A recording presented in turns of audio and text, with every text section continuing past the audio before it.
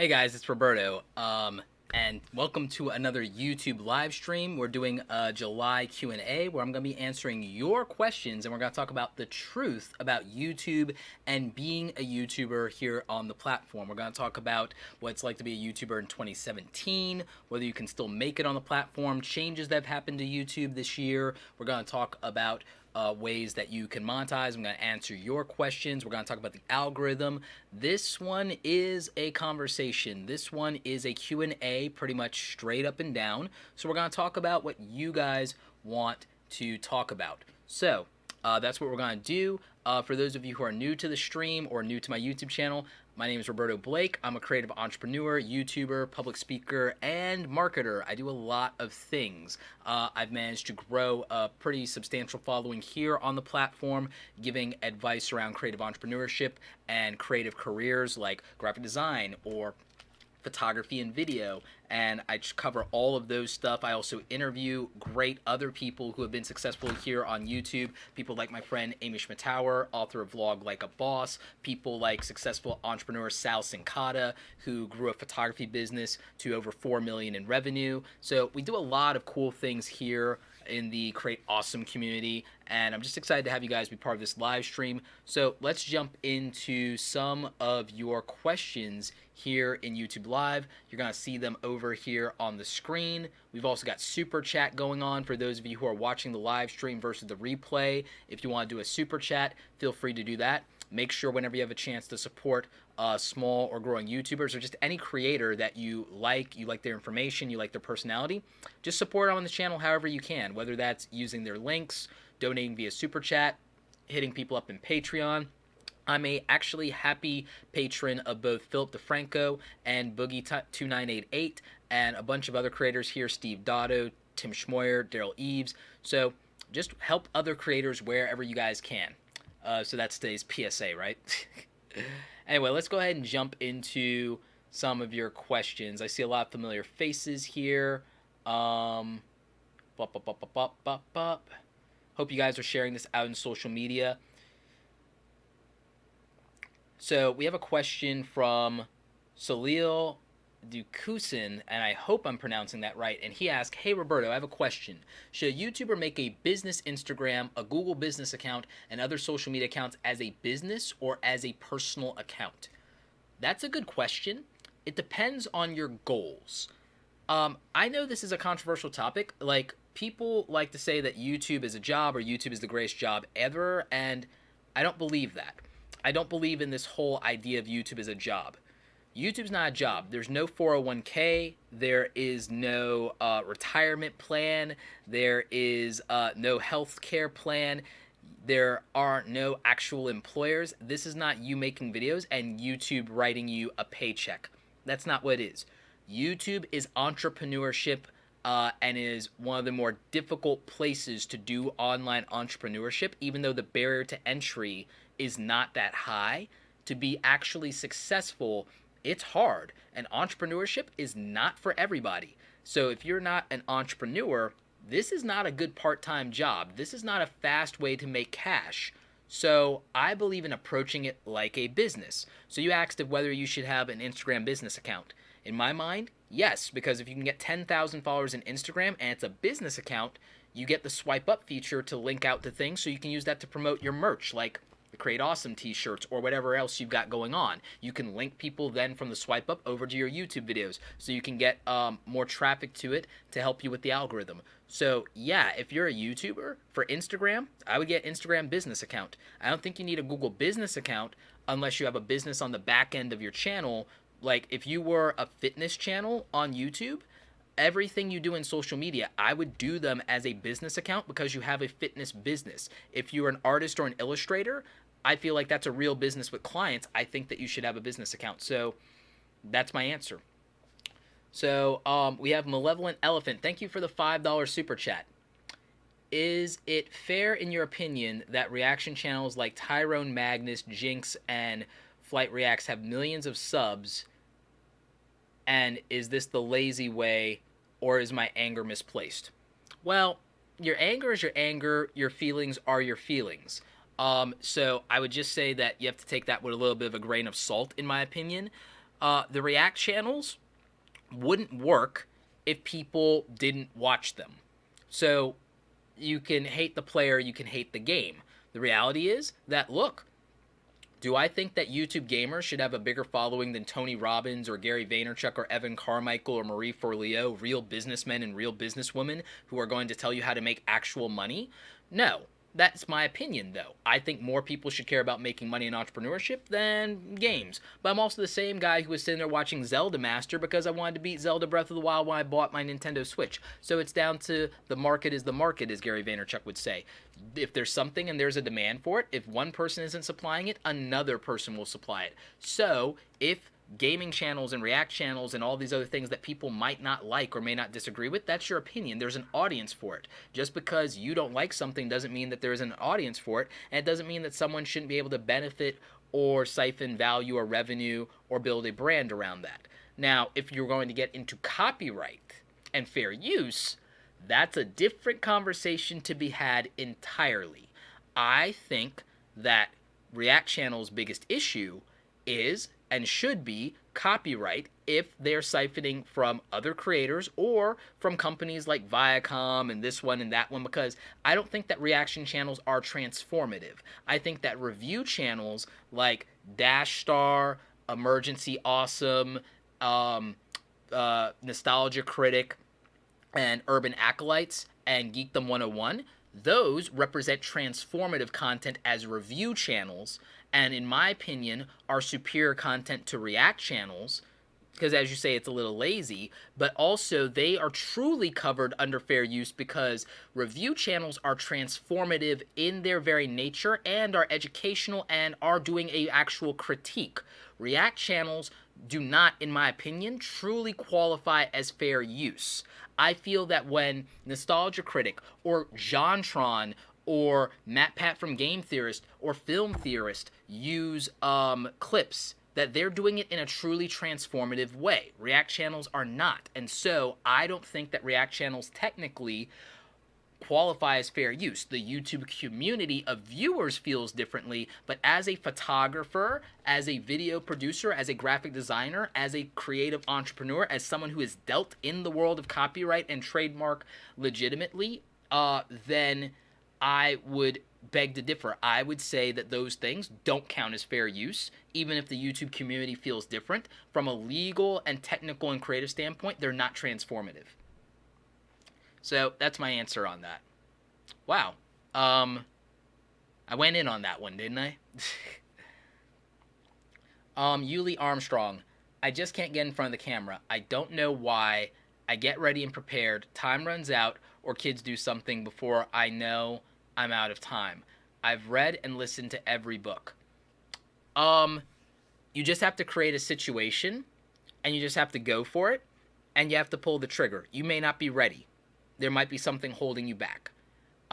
You'll know when you're ready to do this, or you might be forcing it. Maybe you shouldn't be doing video. Maybe, Yuli, you should be doing a podcast. If your problem is that the camera is making you nervous and it's too much time to set up and you're running out of a quiet place or whatever, maybe you should be doing a podcast instead. Check out Anchor FM. Maybe that's a way for you to create content instead of putting the pressure on yourself to do video, if video is something that you have too much anxiety around. So that's what my answer is. Eric Brito says, Roberto, can you help with tags in 2017? Eric, go to tubebuddy.com/awesome, get the TubeBuddy plugin, and then go onto YouTube and watch my step-by-step tutorial on tagging videos in TubeBuddy. Tony Kale, how are you? You're right, React channels showcase the entire content, which is not transformative at all. Glad you agree, Tony. It's like, yep, I just don't believe it's transformative. It's not covered under fair use. Wolfpack Woodcraft says, how do you like the new TubeBuddy sidebar? Guys, I love the new TubeBuddy sidebar. I love the videolytics. I love that the data that we can get from that about how our videos are performing, and I think it makes a real difference. I like that I can see that on other channels. It makes it easy to evaluate what they're doing well, and so I'm really impressed with what TubeBuddy's been doing. Guys, if you want 20% off of TubeBuddy, go to tubebuddy.com/awesome. They're not sponsoring today's live stream. Hashtag not sponsored. I'll be on their channel probably next week or the week after. But go to tubebuddy.com/awesome. Use promo code Roberto's Buddy, and that will give you 20% off. Links are in the description down below. So, yep.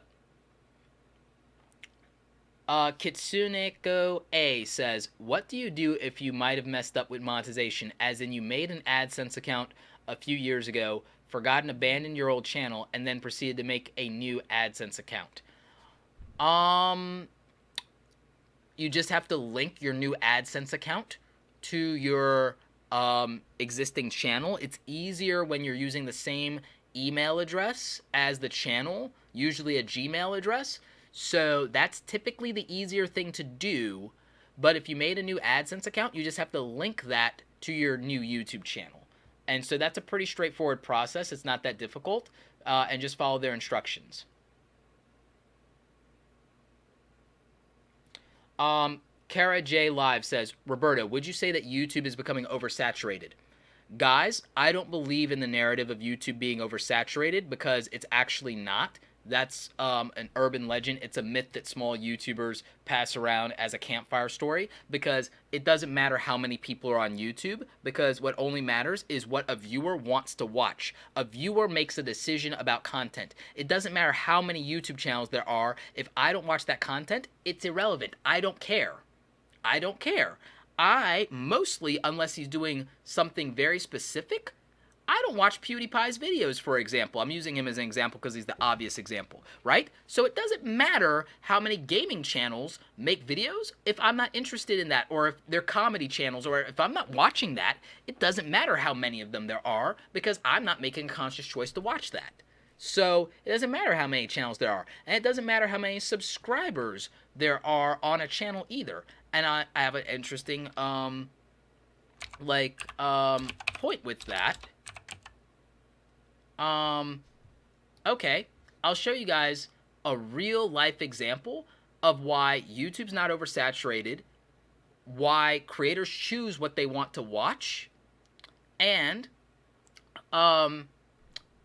why it doesn't matter how many subscribers you have. It doesn't guarantee that videos are successful just because you have subscribers. And I'm going to prove that to you in real time. We're going to look at a YouTube channel I actually am subscribed to and that I enjoy. It's Mr.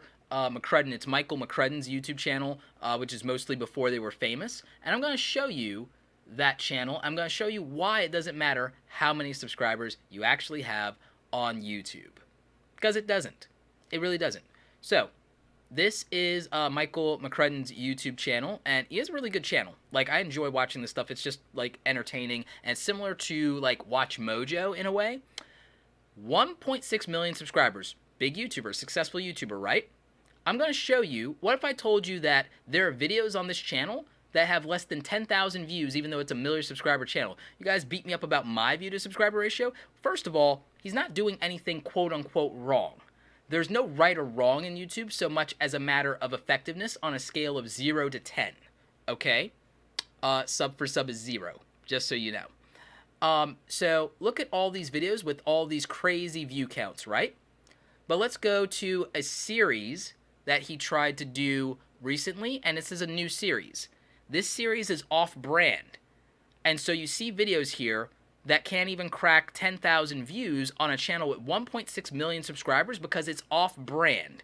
Because people who came for before they were famous, after they were famous, before they were gone, and after they were gone, about celebrities and YouTubers and athletes and so on that watch these and the rich life of, people who are interested in that are not interested in some of these pop culture fictional series and their origins.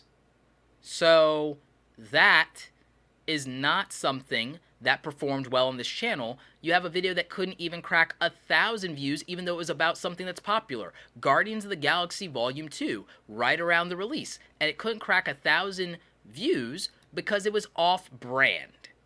So for everybody who is convinced that you can't make it in YouTube in 2017, for everyone who's convinced that subscribers equal views or equal rankings in search, here is your proof the analysis of a channel that I actually really enjoy, that gets millions upon millions of views a month, that gets hundreds of thousands of views per upload, can still upload a video that underperforms. He got 10,000 on this one in just the last 9 hours. But there are videos in this new series that can't crack 10,000 despite it having millions of, like a million, almost 2 million subscribers. 2 million subscribers, videos that clearly can get millions of individual views, and yet you can still underperform and only get a few thousand views per video, or not even a few thousand views, even 1,000 views in 4 months. So this is proof about everything I've ever told you about how YouTube and analytics and the algorithm works, but also about user behavior. If you do things that are off-brand, if you do things that your audience has not chosen to subscribe to you for, if you do things that are not relevant to your target audience, if you fail to understand your audience, your videos don't perform. And it doesn't matter how big a YouTuber you are, because you would think that with 1 million subscribers, you can't lose. And yet you can. So it's proof. Even a successful channel, Michael does great content, but if you do something off-brand, it won't work as well. So, is it oversaturated in 2017? No. And part of the other reason is there are only less than 5,000 people with a gold play button, and there are only about 50,000 people with one of these silver play buttons in YouTube. There's only so many people with a play button. And so what that tells you, when there are millions of YouTubers and there are only tens of thousands of people who ever cross the 100,000 threshold, the issue isn't saturation. The issue is a lack of unique quality content for which there is an audience. That's the answer. So no, YouTube isn't becoming overpopulated. It's not oversaturated. The issue is that people are not making content for which there is an audience to a suitable level of quality, and they're not optimizing that content to be favorable to the YouTube algorithm. That's it. That's the reason. It has nothing to do with saturation. Saturation's a myth. There are more channels on cable. The best shows on cable still get viewership. You could add 200 more channels on cable tomorrow, and Game of Thrones will still be the most watched series during this summer. You could literally add 2,000 new channels to cable television, and Game of Thrones will still get the same amount of watches on Sunday night that it's always gotten. That's the truth. We know that. The Super Bowl, you could add all the channels you want. The Super Bowl will still get the same number of views. So, I hope that puts it into perspective. Let's see.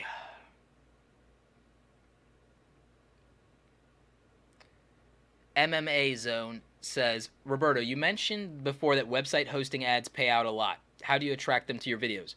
Make videos that are related to web hosting and to websites. And build authority around that.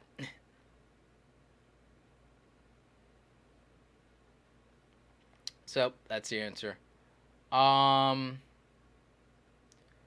What's, like Jonathan Russell asked, Roberto, what are your top YouTube channels? What to watch? I do that in cycles. It's whatever I'm into at the time, and that's different during different times. Right now, I'm getting really into Instagram and my own like personal photography and photo stories and doing cool stuff with that. So right now, I'm watching a lot of Peter McKinnon. I'm watching a lot of Sam from DSLR Guide. I'm watching a lot of Jared Polin again lately. Tony and Chelsea Northup, because I'm in a cycle where I'm super into photography right now.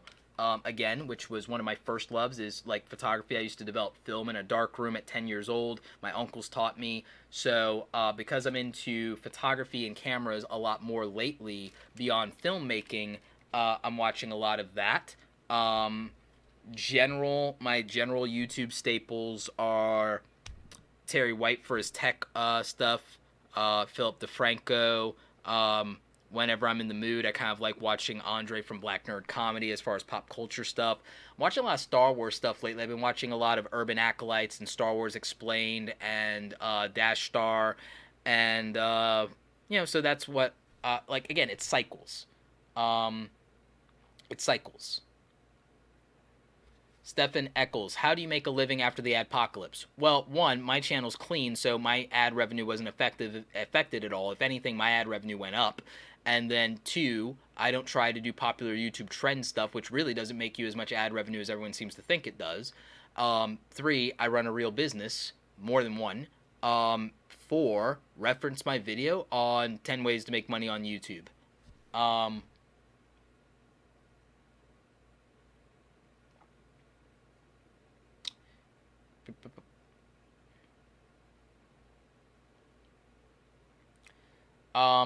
Paul Nay Pause TV says, I'm from Latin America, Venezuela. I can make content in English, but I feel nervous when I talk. Do you recommend use another language for more views?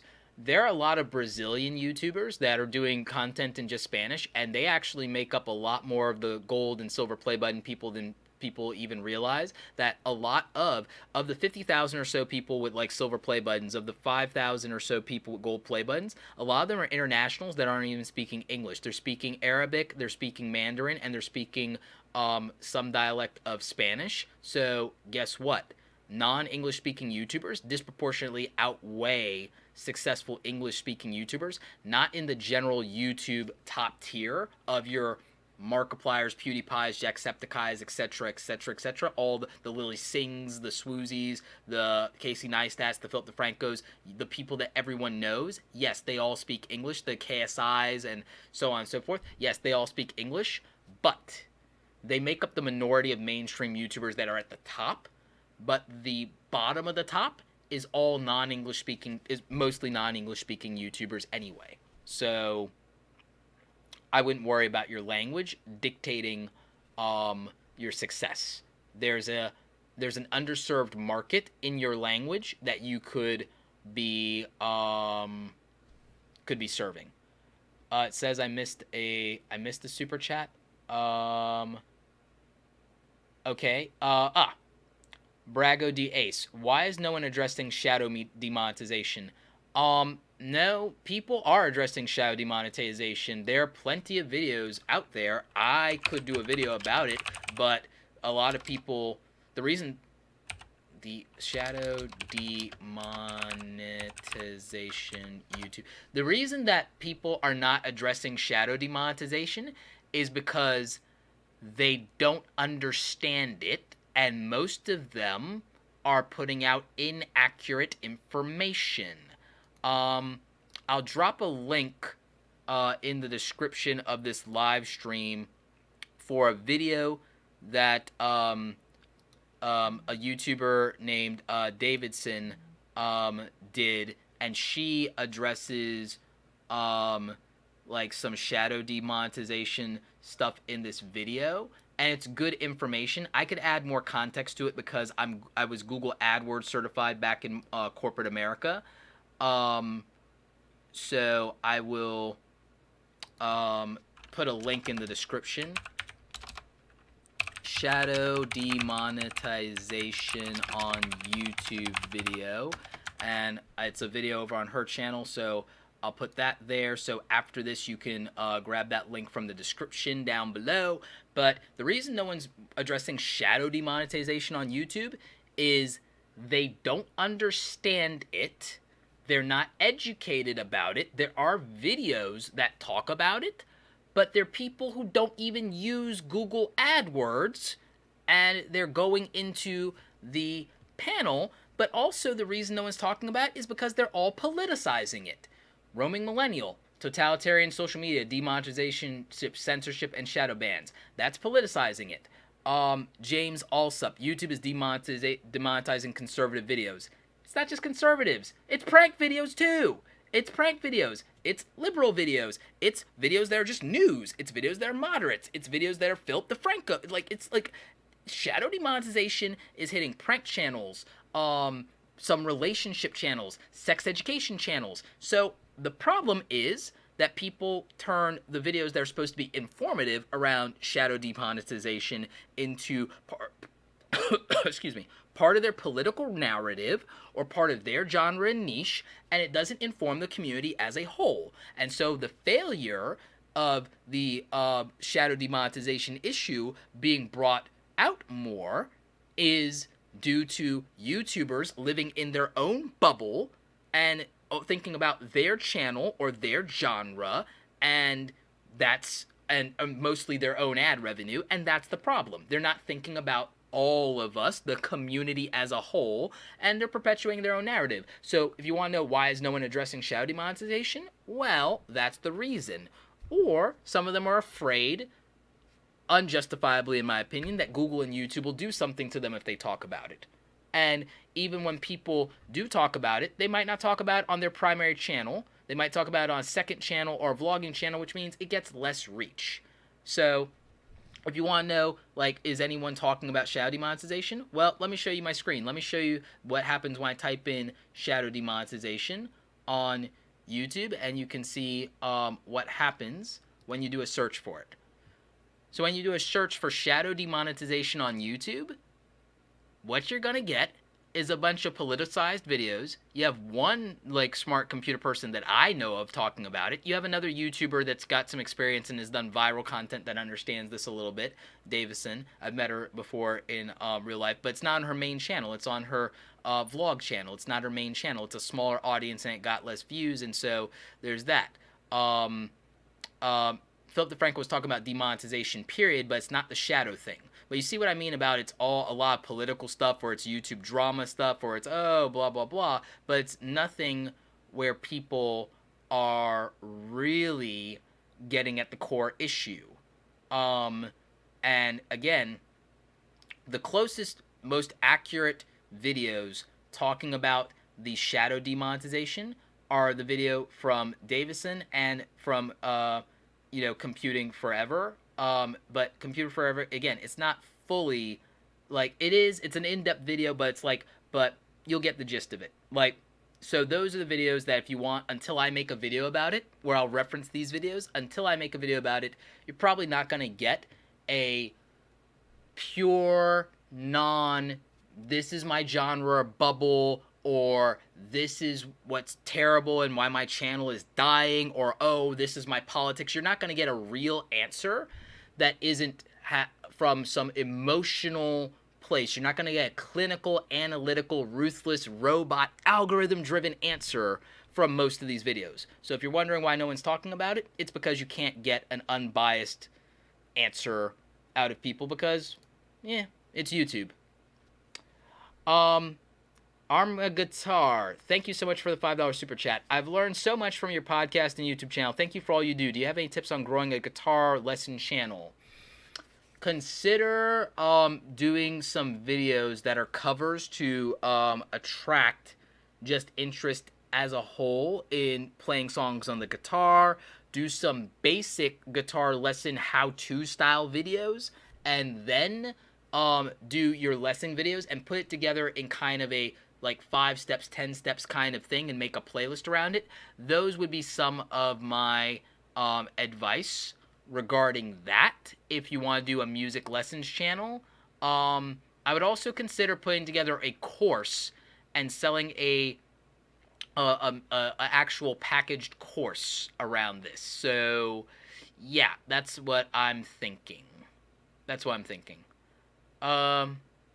So good questions. I hope that answered the answer as to why no one's talking about shadow demonetization. Let me just pivot for like 5 minutes and talk about what shadow demonetization actually is.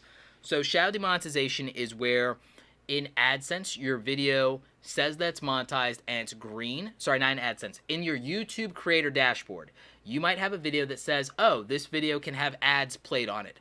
But what'll happen is ads aren't actually being played on the video itself. So that becomes a problem because it's like, wait a minute, this video says it's eligible for ads, they're not flagging it, but it doesn't have ads. Well, if ads are not playing on a video, but it's greenlit to say that you should see ads, then that's shadow demonetization. But why would you not see ads on a video that is monetized? Well, because in the concessions to the advertising industry that Google and YouTube made, that has to do with the Google AdWords product.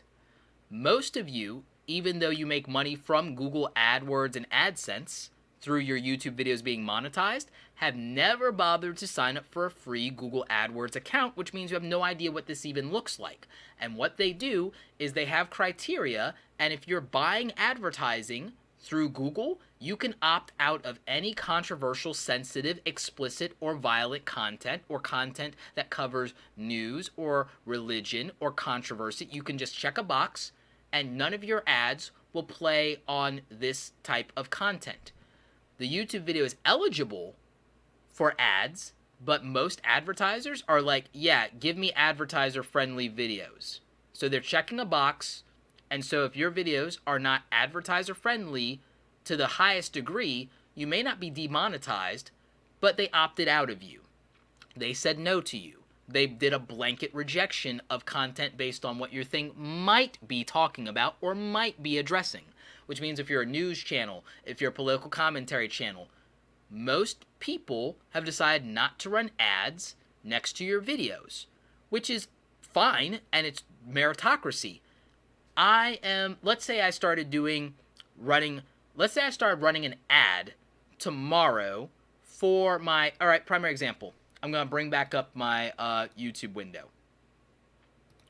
Like, all right, let's do a search. Let's look at something like identitarian and identity politics.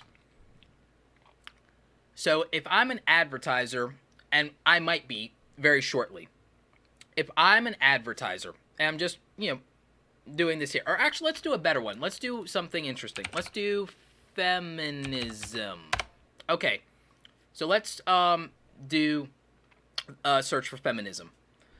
So, if I'm doing a paid advertisement for a course on either YouTube growth hacking or YouTube business development, or I'm doing a course on personal branding, or I'm doing a course on video production and video editing, and I decided tomorrow that I was going to do a $5,000 ad spend during the 30-day launch window of my online courses, do you think that I would opt in to any of the channels that just showed up for a search on feminism? Which means not just these videos, but would I opt into channels that cover this content? If I'm trying to sell an online course about personal branding or business development, why would I let my ad dollars from my $5,000 budget give a single cent to playing my ad before any of these videos on YouTube? The answer is, as an advertiser, I would not. And so it's not me saying, oh, I don't like Milo, or I don't like Lacey Green, or I don't like Chris Reagan, or I don't like Joe Rogan. It's that it makes no sense for me to spend my limited ad budget marketing a product to their audience in front of these videos that do not favorably or relate to my thing.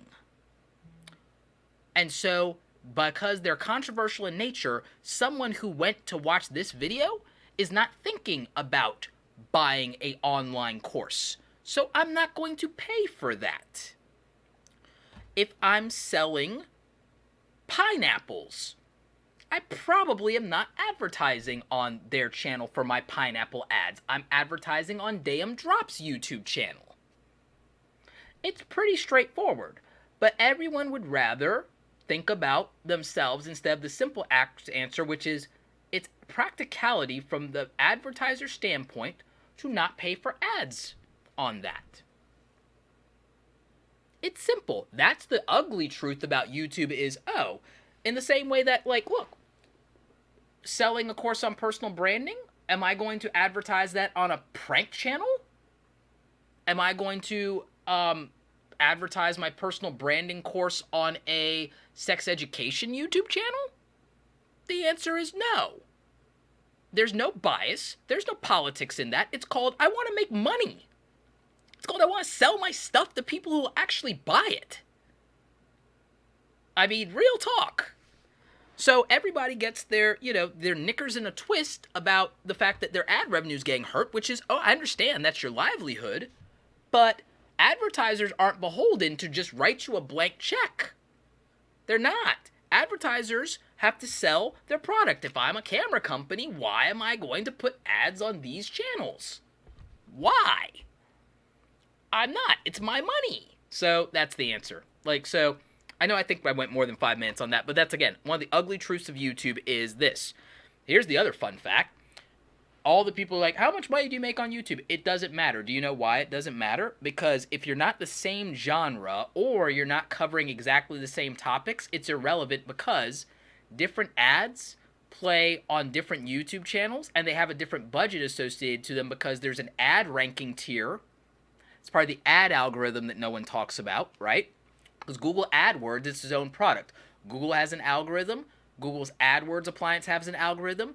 YouTube has an algorithm. Facebook has an algorithm. Snapchat has an algorithm. Instagram has an algorithm. Twitter has an algorithm. So, if you think about that, do you think, titles, descriptions, and tags don't matter? How do you think companies decide what videos they opted out of?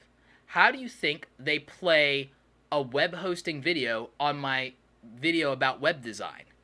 It's because it's taking the titles, descriptions, tags, and the transcripts that I pay for, the closed captioning that I pay for, and it's using that to create contextual information, because contextual advertising goes back to the early days of Google. When Google started doing advertising for bloggers to make money, they did contextual advertising based on the content that's in the blog and based on the descriptions and the keywords that are in the blog, and tied that to the Google AdWords product to display banner ads and text ads accordingly. Did any of you know that? Because that's old school website. If you're an old school webhead, if you're an old school interneter, then you probably know that because you might have started a blog and you might have tried to make money with Google AdSense as a blogger first, or as a podcaster with a website. Then you know about contextual advertising, and thus you know that there is a Google ad algorithm. YouTube and YouTube's AdSense program is tied to the Google AdWords platform, and thus it's beholden to the Google AdWords algorithm, which means that just because you do a YouTube channel doesn't mean that if you go and you know what a YouTube channel with a different genre than you makes, it means nothing, because you don't know how much money you can make on YouTube for views, because that genre is triggering different advertising than you. And even if you're in the same genre, you don't know what the ad rate is for that channel, because you don't know what the ranking tier is for that in terms of performance. You don't know what tier they got bracketed into, because you don't know what the performance on the ads that they had were, because then it's ranked based on performance. And performance is click-through rates and sales. So that's part of it as well. Plus, if your upload frequency is different, then you have a different upload frequency, which means you have less inventory to sell, and it's a bulk AdWords auction.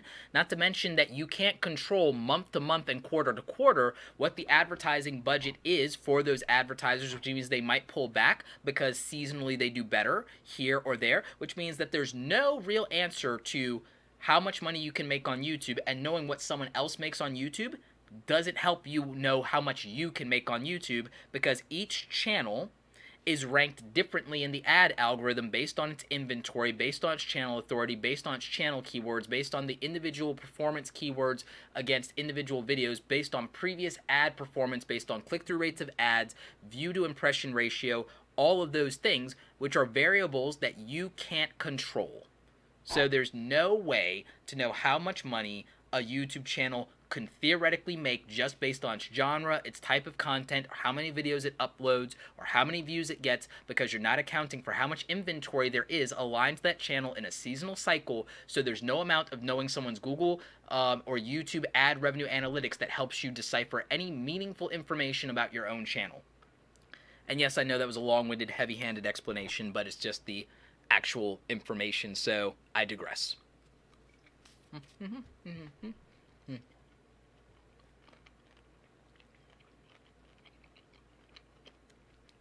Darlick says, Roberto, I'm wondering how much I can grow in 30 days. There's no context, there's no genre, how many videos you upload, so reference my previous statement just now. There's no way to know that. Nope. Malevolent Evelyn says, I love Michael McCrudden's videos. Yep, me too, buddy. Right there. Love him. Love Watch Mojo. And love The Greatest. Motocross MX. How hard is YouTube when you grow a small YouTube channel? If you love doing something every day and what you're looking to get out of it is the experience of doing it and the joy of doing it, there's no hard. I love taking photos. Learning how to use a camera wasn't hard because it was fun to me to learn how to use a camera. Learning how to use a new camera. Every time I get a new camera, I'm excited about learning the buttons and the functionality. There's no real frustration for me there. It's an experience that I enjoy. I like learning. So there is no how hard is it when you get started. It's a matter of individual perspective. I can't answer that for you. If all you want is numbers and you can't get that when you're small, then it might be frustrating. It might not be fun for you. It might be hard. For me, I actually like starting new projects. I like starting from zero, and like I'm an introvert. I don't get into things for the attention. I get into them because they matter to me internally, and so I'm selfish like that. So for me, it's I don't really have an answer for that for you because you got to find your own answer. You know, so sorry if that wasn't a satisfying answer.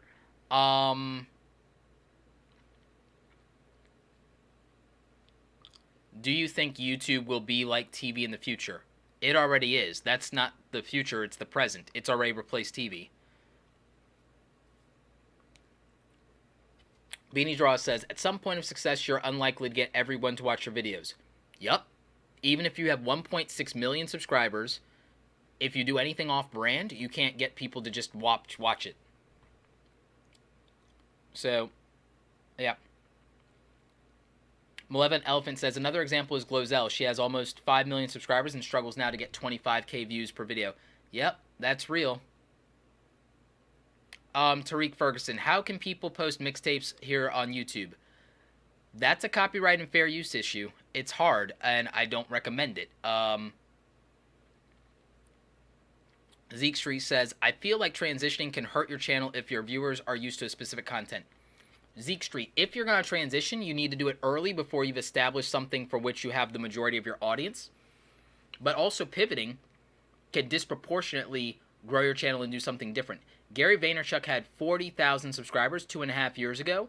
Then he started doing the Ask Gary V show, and he grew and grew and grew. Then he started doing Daily V, and now that's overtaken Ask Gary V tremendously and all of his other content. Yet he still has old videos that have like 5,000 views on it. What he started doing is instead of posting the answers from the Ask Gary V show as standalone videos on the main channel, he made an Ask Gary V channel that used to be called Entrepreneurship Answered. It was going to be his attempt to help entrepreneurs. So he rebranded the channel as Ask Gary V The Answers. He rebranded it and pivoted and changed, transitioned, if you will, because it was a more practical execution, and that will feed his Ask Gary V search engine on his website. So, it depends. Pivoting can be the right move if you do it in the right way at the right time. Nisa Mbo says, thanks, Roberto. Thank you for the $5 super chat. Really appreciate you.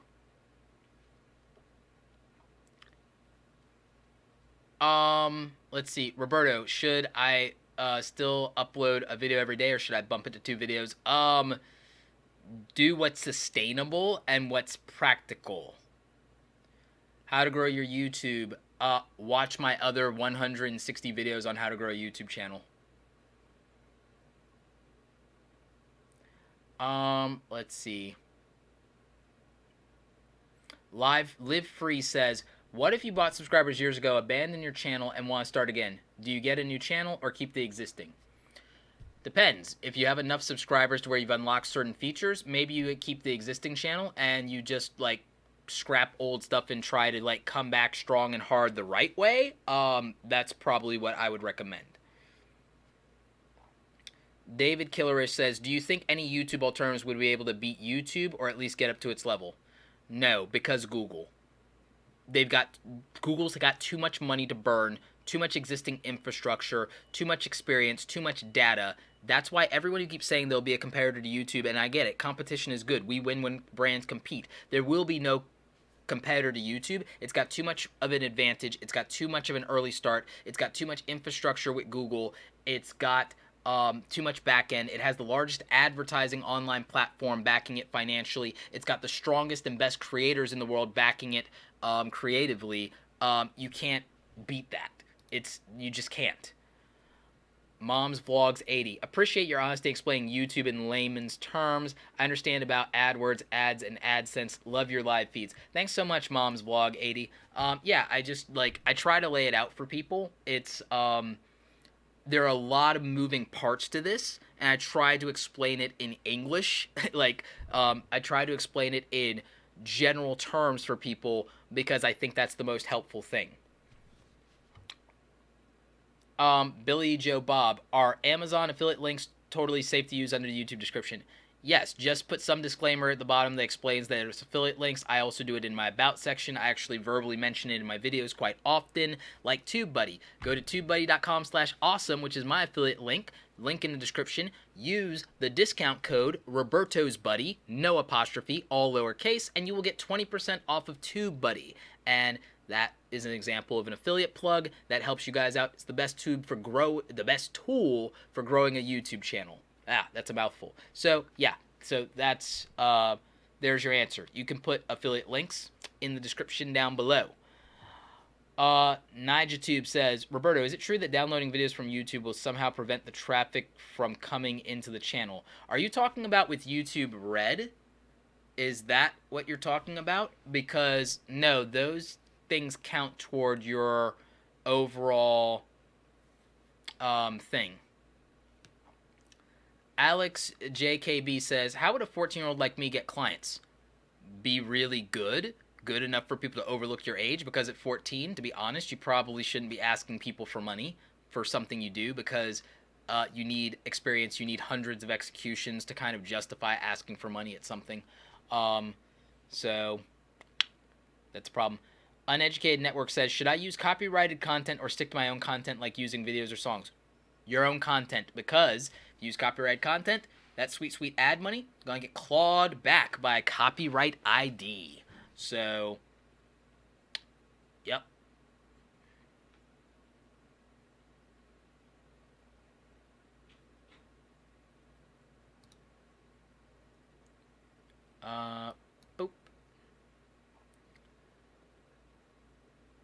If you upload 2 a day, how many hours minimum between uploads?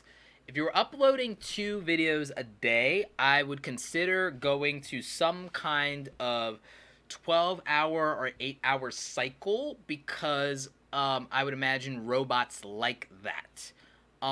So that would be my answer.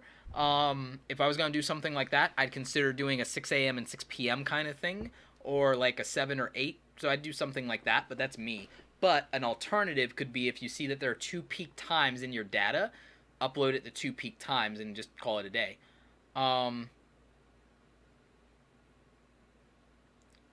David Killer says, it's been said before that one word associated with you helps branding, like create awesome. What would someone come up with that? Any tips? It's got to come from here and here at the same time. Create awesome and just create awesome and always be creating are philosophical. It wasn't just branding. Create awesome came from an idea that I came up with when I was depressed and I was like going through depression and suicide and all those things, was how do I fix my life? What do I want to do every day? And I just said, I just want to create awesome things and I want to put them out into the world and I want to teach people how to create. That's all I want to do. And so when I read that like back to myself in my head, I was like, just create awesome. Create awesome. I want to create things every day. Create awesome every day. Create something awesome today. Boom. And then that was the genesis of my branding, was from an internal need that came from my darkest hours. So that's the story. One day I'll do a video about the story of but the point is that it was something that was meaningful to me. It was something that philosophically mattered. That won't be the answer for everyone. Some people, it'll just be good marketing. Me, it was both.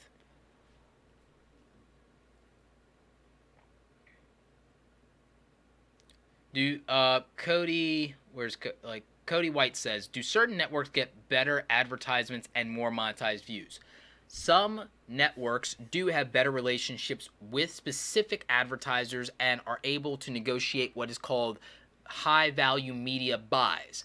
Networks are able to do this by leveraging the collective inventory of all the YouTubers in their network and able to get a better overall distribution of ads for all YouTubers, big and small, in the network. Being part of a network that big creators are in usually increases the overall ability for you to get more ad revenue and more ads on your views, so more of your views are monetized and the ad rates are typically better. So being in a network like Awesomeness TV, being in a network like Full Screen, being in a network like Studio 71, I would consider, regardless of what other data is out there, I'd consider those probably the top 3 networks right now, and so that would matter. Getting into those networks is another story. So that's what I would say, and they are ultimately ever able to negotiate better ad rates, but but your mileage may vary. Your results may vary.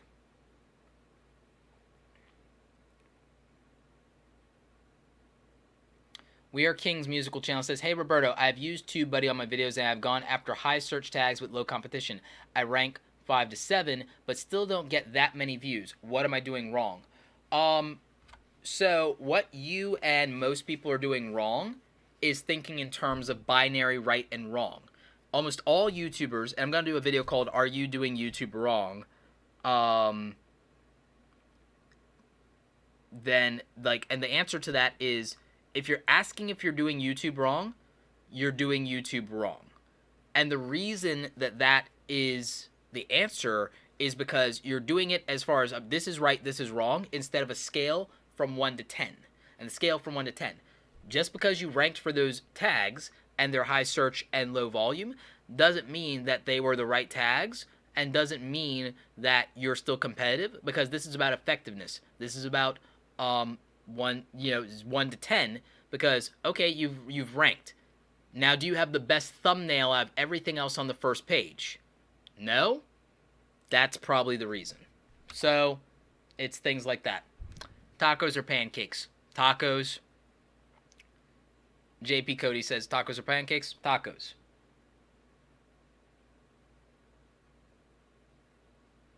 Zane Elijah says, "Roberto, have you heard of Myers-Briggs? And if so, are you INTJ?" It depends on what day of the week I take that test, because everything is a scale thing. Nothing's binary. Every time I take the Myers-Briggs test, my answer and my results, depending on my mood that week, end up being different. One month I'll take the Myers-Briggs test and I'll skew that month as an extrovert. The next week I'll take it and skew back to being an introvert. It doesn't matter. It's irrelevant. It's not binary. It really is irrelevant. And when you get real self-awareness, you'll understand that there are specific moments when you skew, or your default might be introvert. Your default might be introvert. And that could change in your lifetime, because when I was a kid, when I was really young, I absolutely skewed extrovert. But then when bullying and other things at a certain age started, hardcore introvert. Then, young adulthood, got more to the middle ground, and then bullying in the workplace and being depressed, they're right back. And so it's a pendulum, and it's a matter of a 1 to 10. It's fluid. It's fluid. Most things are not binary aside from physical reality. Most things are not binary.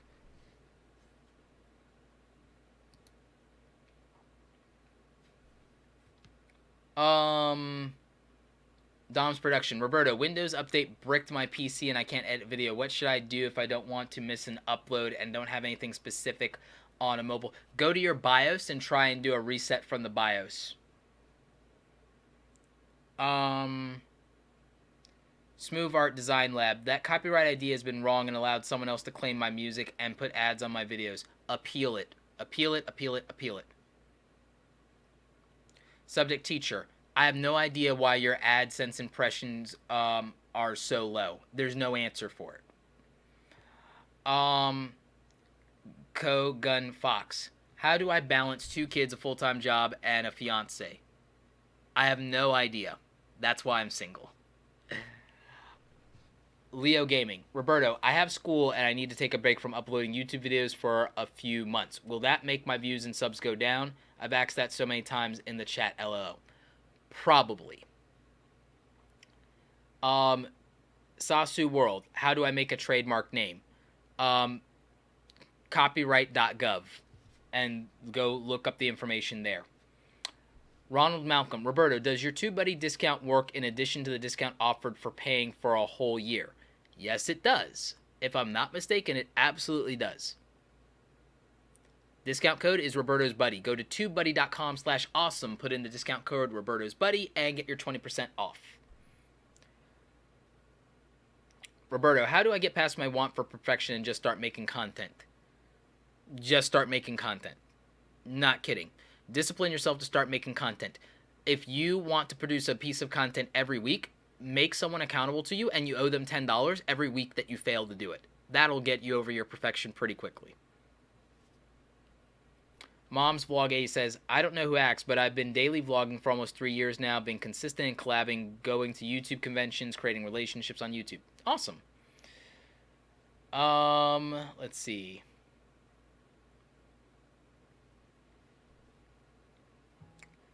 Hello Chris says, Roberto, how do you take advantage of the back end of YouTube with a YouTube page versus regular YouTube account? I can use AdSense, but hard to use Google AdWords. I'm not sure of I'm not sure what the question is. I can't understand the phrasing of that question.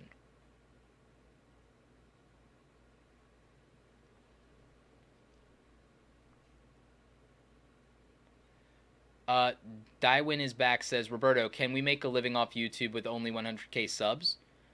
I've known people to do it with 5,000 subs. I've known people to do it with 10K subs.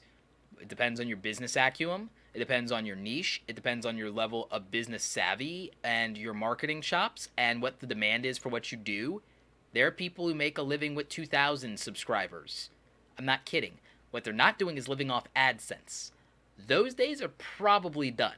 And people kind of need to get past that. So, yeah, you can make a living on YouTube by building a business appliance around it in some way or building a real brand around it. Sure, you can make a living on YouTube with 100K subs. I know plenty of people who do it. I know plenty of people with 10, 20, 30, 50K subs that make more money than people with 500,000 that I know. Personally. So that, I mean, it's a matter of people's business acumen. It's a matter of people's niche. It's a matter of their professional skills. I mean, you could make money like having less subscribers but becoming an editor for other people, and you could make real money by being an editor and being a YouTube filmmaker. Like, look, you could stop romanticizing being a big YouTuber, and then you could do what David Rock, aka D-Rock, did for Gary Vaynerchuk. Show him your stuff that you've made on your YouTube channel. Go follow him around with a camera for free. Make a short film for him. End up getting hired on full-time for the business. End up growing your personal brand and elevating his video personal brand. And end up getting a crap ton of money and a very nice salary. And you could work for other people, and you could do that as a freelancer. You could build a whole business appliance around being the best YouTube producer of all time. Everybody wants to be the greatest musician of all time instead of the greatest manager of musicians, the greatest seeker of talent. Everyone wants to be a great musician instead of build a record label. And I guarantee you that it's probably more practical to be a manager or a producer or an audio engineer or build a record label, and I guarantee you probably make more and more stable money doing that than being a musician and being potentially a one-hit wonder or spending off all your money on your entourage, because the guy who produces all these up-and-coming musicians is the guy or gal who's doing that is going to keep making money no matter what the record sales do. So I think that one of those things is more practical than the other, and that people are romanticizing the idea of fame. And I think in YouTube that's a real problem.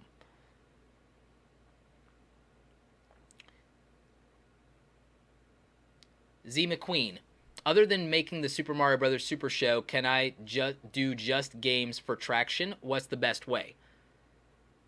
If you could just do games and do gameplays and be successful on YouTube, you wouldn't ask that question. You would just do games and you would just play games and be successful on YouTube. So that's the answer. Oh, can you bring me back some? Yeah. Yeah, no, it's a cheat day. It's a what? Cheat day. Like, yeah, I'm gonna do a cheat day. I want Krispy Kreme donuts. That's what, like, no. So yeah, sorry about that. But yeah, so can you do a video on best Bluetooth speakers for back to school? Not really my thing, but check out my friend David DeFranco. He probably has some good stuff on that.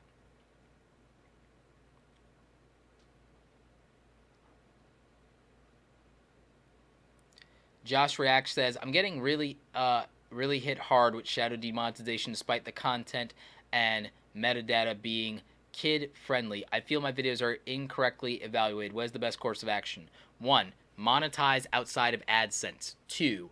Try to run experiments to figure out to get a video that actually is ad friendly to the algorithm that works under the new system. And then 3. Make more of that content. And do that. So that's what I would have to do in your situation. There's not really any appealing that or figuring that part out.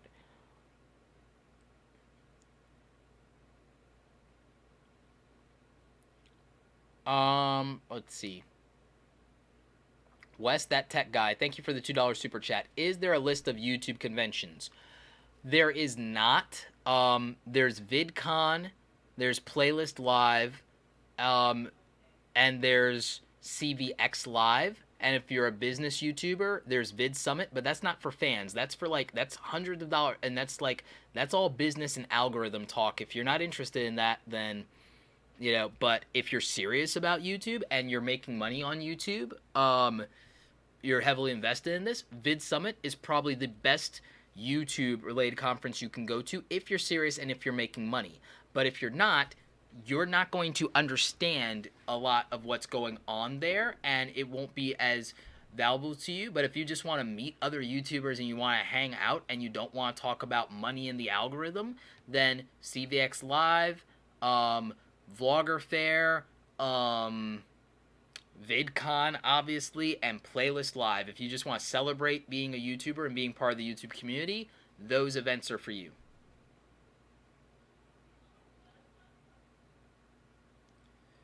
Hammer Wando says, how do you get people to collaborate with you? Because it's kind of hard for me to collaborate with people. Make friends with people. Your friends will collaborate with you. Make friends with people that don't care about views and subscribers, and then just make videos with them.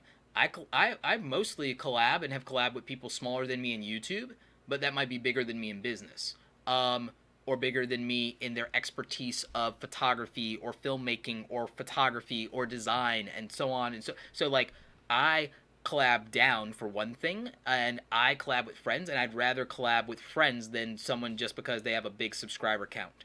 You know, I would love to I'd love to collaborate with Sean Duras, but not in the way that everyone wants to do a YouTube collab with Sean Duras. I want to do an interview with Sean Duras, and I'll talk to him at the next thing that we're at together, because what I want to do is I want to sit down with him and I want to talk about his success, and I want to talk about his struggles, and I want to talk about his story, because I want him to inspire this new generation of creators, but I also want him to talk about consciousness and talk about the YouTube culture and about what a big lifestyle adjustment going and being popular and growing so much in a year gap on YouTube, what that was like for him, because that's something that other people aren't. All anyone's going to ask him is how to grow big in YouTube and how to go from 0 to 1 million subscribers, because he did it. That's all anyone wants to ask him. I want to ask him about how that impacted his lifestyle, how that impacted his relationships. I want to ask about what that looked like from the inside and what it does to you. I want that, because that's real,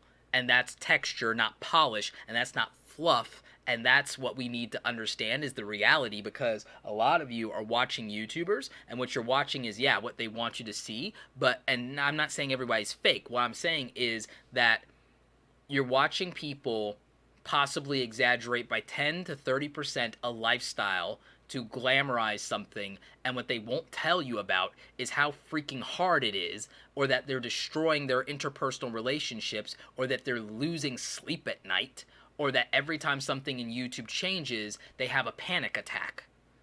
And you need to hear that, because you need to understand that if you have an 8-year-old, they should not be sitting there saying, I want to be a YouTuber, because they have no idea.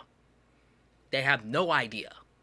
And it's fine that they have no idea, but it's no different than when I want to be a rock star. I want to be a movie star. It's the same thing. And yes, I do voices.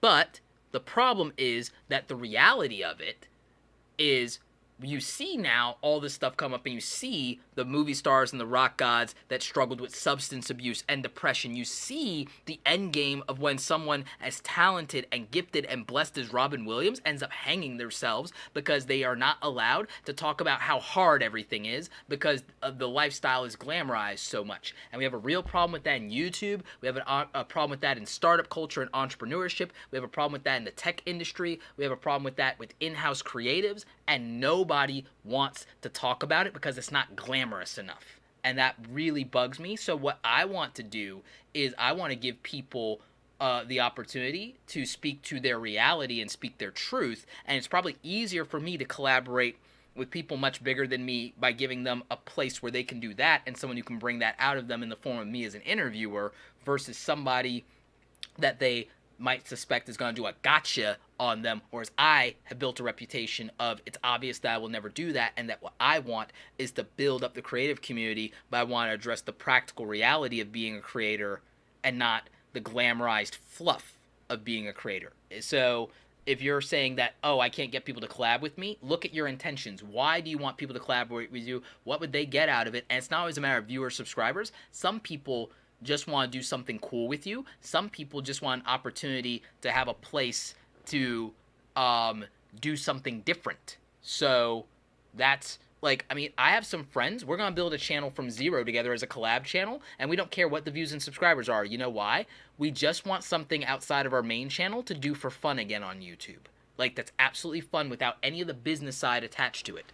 So we want to make a pure channel again, and so we are doing that together, and we'll, if it's successful, we'll figure out the rest later. That was, what we came up with. Hey, Prince, how you doing? So, yeah. EJ3 Fun and Toys says, should I be advertising through AdWords? No, not everyone should deploy the Ty Lopez strategy unless you're building a personal brand or you have something to sell on the back end. There's no real reason for you to be marketing yourself in AdWords, and you could possibly hurt your organic reach. Yeah, I mentioned Vlogger Fair. Yep. So, Hammer Wandu. No one inspired me to start a YouTube channel. I started a YouTube channel because I wanted to make tutorials that I thought were interesting and good and fun around creative things like Adobe software, photography, and graphic design. No one inspired me to be a YouTuber. I'm too old for that, I guess. Like, maybe I'm not. I don't know. I'm being snarky when I say that, but it's like, no one, like, are there YouTubers that I respect and that I admired? Sure. iJustine, Terry White, Nathaniel Dodson from Tutvid, Howard Pinsky from Iceflow Studios. Most of you have never heard of these people because they're like David DeFranco. Why? Because they're technology people that are not big tech YouTubers, and they're tutorial people. Those were my people when I started YouTube. I only found out who some of these big YouTubers are literally 2 years ago.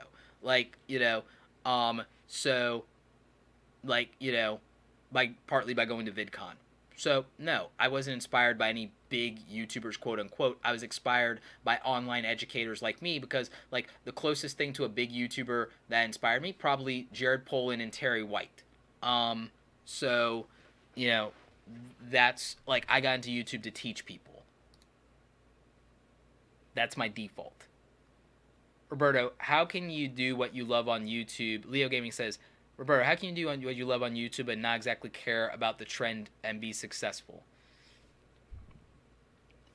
Caring about what other people think and following trends is probably exactly how people fail to be successful. PewDiePie's success wasn't by following trends. He set a trend. He redefined a genre. He did something unique. Not original. Nope, not original. He did something unique. So, you have to figure it out.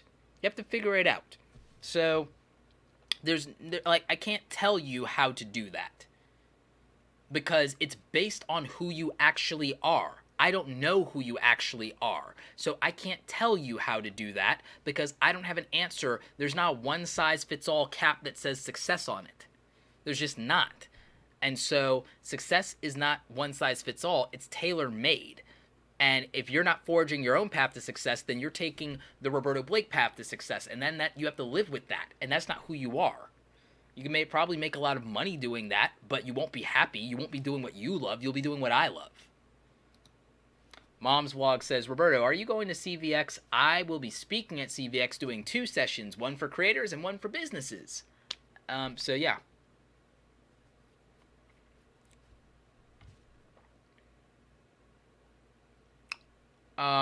Grand King says, if you're gonna stream only, then just do Twitch. No, like there's practical reasons to do YouTube instead of Twitch. Twitch is great, but like I wouldn't. That's not advice that I would suggest. Vaping with Vic says, hi Roberto from the UK reviewing a niche.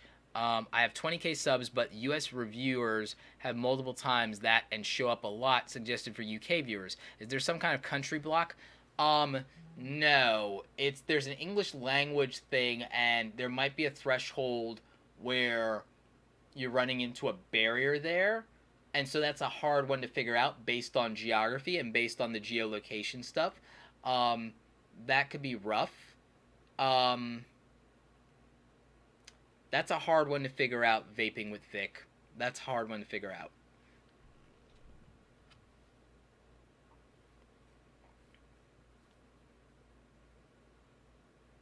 Social Media Tech TV says, when you upload a video to YouTube and promote it for 7 days and it goes dead, if you change the metadata, will this help? If it's performing, changing the metadata will probably hurt it more than anything if it's performing. Like, and if it's dead in 7 days, that means you made a trendy video instead of an evergreen video. So whatever a video's life cycle is, it is. Setsumi says, let's collab. I don't know what your content is, and judging for your avatar, it has nothing to do with the content of my channel, so a collab has no value for my audience. I think that everybody who talks about doing collabs most of the time, they're just being silly about it, and it's not that collabs are silly. Here's the problem. People have no intentional collabing strategy. They want to collab with people based on sub counts, subscriber counts, or view counts, or something arbitrary because they think somebody's cool, and there's no practical value to the audience from that collab happening. So it's a self-serving thing instead of thinking about the person you're collaborating with or with the audience or the shared audience. That's why people say no to collabs, is because nobody is taking a practical approach in most cases. Someone who does collabs well and thinks about their audience when they do it, Sarah Dietschy does a really good job about intentional collabs. She's one of the smarter people doing that, and so there's that. Craig Adams is really smart about intentional collabs. Sam Sheffer is smart about intentional collabs. iJustine is smart about intentional collabs. Lily Singh is smart about intentional collabs. And I think a lot of other people, they're not thinking it through. I think a lot of people are playing a YouTube checkers game when it requires a high-level chess game. And therein lies... And that sounds pretentious, I know. It sounds arrogant, I know. It's the cold, hard, logical, ruthless math of the situation. I love math. I'm a nerd. That's why I used to get beat up at the bus stop. But it's also why I'm making a healthy living doing what I love. Because math. Window tinting business. Roberto, I have a window tinting channel. Is there such a thing as too small of a niche? There aren't many window tinters out there, but I want to grow a full-time income through YouTube. Any ideas? You have to tie it practically to your business, and you have to be the go-to to start this kind of business, and you have to package a product, and that's the only way you're going to make a living on YouTube, because it will not be from AdSense, because you will not get enough views to generate the type of ad income required to make a substantial living, because it is in fact too small of a niche. However, it doesn't matter how small of a niche you have, because to make 6 figures, all you have to do is convert 200 people to $500 in revenue over the course of a year, and simple math dictates that adds up to $100,000. But you will not do that through converting them on ad revenue. You will have to do it some other way, which means actually using this to market your business or a product. So there's that. Shao Gaming. Quantity or quality for new non-gaming English channel? Quality versus quantity is a stupid binary argument and a useless inane truism that I don't know where it came from, but artists use it and romanticize it, and it's why we have starving artists today, because in a business sense, it is stupid. Let me qualify that. In a business sense, the argument of quality versus quantity is stupid, because If you're like, do I sell a bunch of cheap cars or a bunch of luxury cars? The answer is you sell both. You make Lexus and Toyota, you own both brands, and you sell both under different brands. You have a Toyota that you sell for $20,000, and you have a Lexus that you sell for $120,000, and you own both brands as a company, and you have the same manufacturing plant and assembly line, and you do both. So how does that translate to a quantity versus quality argument? If you're an artist, there's no amount of making something from 90% to 95 to 10% that makes you double the money. Quantity does that. Making something 90% twice makes you double the money. Making something 90% 10 times makes you 10x the money. There's no way to 10x going from 90% of quality to 95 or 98 or 99% of quality. There's no way to make real money going from 90 to 95. 90 times 5 is money because math. So guess what? Quantity beats quality if we're talking about money, dollars, and cents. Every single time. Every single time. Quality versus quantity is a romantic argument that is made. Am I saying produce crap over and over and over? No, because you can't sell crap unless you're a scumbag. So the answer is find a minimum threshold of acceptable quality, and for you as the creator, but also what the marketplace will respond to. Because if you take extra time to invest in quality instead of the threshold that you needed to, you are depleting how many times you can do it, which is limiting the overall revenue and cash flow. Which means if you want to just be the greatest artist of all time, throw all your eggs into quality and die penniless. Or put all your eggs into quality and be able to be the greatest salesperson of all time and sell it for the most money ever. Do that. If you're not the greatest salesperson of all time, you might need to balance quality and quantity in the right proportions. So it's a matter of proportions and scale and the minimum threshold of viability, and it's a much more complicated answer than the binary quality versus quantity answer that most people will give. But my answer is that quality is subjective, and if something is subjective, then you can distribute that in your mind as saying, or you can rather allocate that in your mind of saying, if something is subjective, then that means it can be fake. If quality is subjective, meaning if beauty is in the eye of the beholder, then what's beautiful could be fake, right? What's beautiful can be faked. Because what's beautiful right now may not be beautiful to you later, or what's beautiful might be subject to change, or what's beautiful might be a matter of opinion.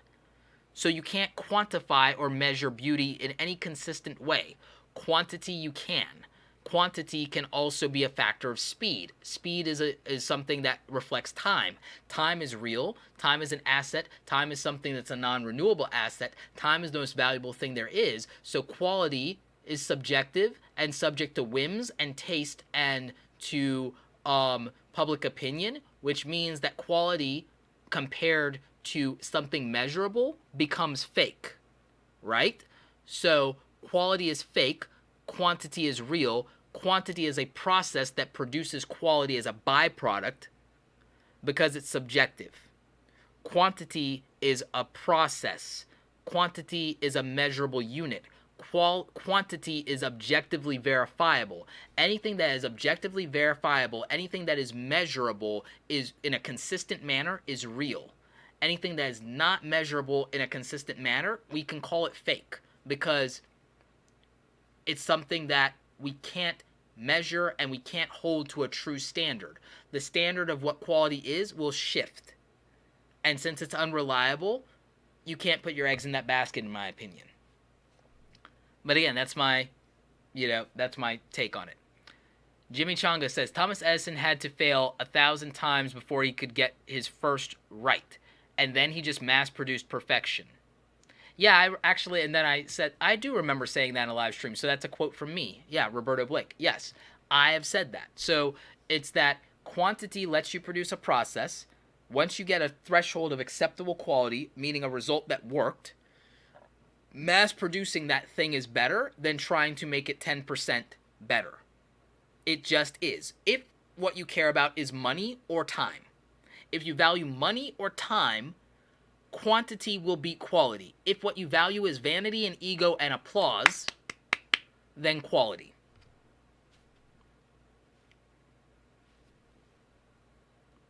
Steph B. Sandy says, I don't think I've ever heard you talk about joining a network. Is that something you'd recommend for a small YouTuber? I'm part of a network as part of more than anything research, and I can't get into it. What I'll say about it for a small YouTuber is unless you need some insulation from copyright protection, I don't suggest joining a network. Welcome to Tiffany's. Thank you for the $5 super chat. I don't think networks really do a lot for YouTubers in general, let alone small YouTubers. My exceptions, of course, being Fullscreen, Awesomeness TV, and Studio 71. I've heard nothing but good things about most of those. So, yeah, good question, Steph B. Sanity. Enticeable says, best advice to stand out and grow a gaming channel. I'm tired of the answer. Reference, go to soundcloud.com/RobertoBlake2. Listen to the audio rant about growing a gaming channel. I literally, if I get one more thing about how to grow a gaming channel, I'm never going to ever give gaming tips on this channel again. I swear. And I'm sorry, but I'm just really tired of the niche for that is everyone's keeping trying to do it, and my question is why? Why is everyone trying to do a YouTube gaming channel? Do we not what is it that people intend to do? Because the thing is, if you were going to do a YouTube gaming channel that was going to revolutionize the niche of YouTube gaming and served an underserved market in that niche of YouTube gaming, you wouldn't be asking me how to grow a successful gaming channel. You'd be making a unique gaming show on YouTube, and I'm not coming at you. I'm coming at everybody who ever asked me about YouTube gaming. If you are actually going to do something worth watching in YouTube gaming as a genre, you would actually be doing it. You wouldn't be asking me for advice on growing a gaming channel. You'd be asking me for advice on the algorithm. You'd be asking me about monetizing. You'd be asking me about visual branding. You'd be asking me about more revenue streams. That's what you'd be asking me, and you'd be doing a unique content programming strategy. The problem I have with YouTube gaming is I don't hate YouTube gaming as a genre. I hate what YouTube gaming as a genre has done, and that everyone on YouTube thinks that that's the answer, and that everyone on YouTube that wants to do it mostly wants to be popular or says, well, I like video games. I like video games too. That's not what I decided to do on YouTube for a reason. Multiple reasons. And saturation isn't part of it. It's that it's if I was going to do a YouTube gaming channel, I would probably have a silver play button and probably have one of the better YouTube gaming channels of all time.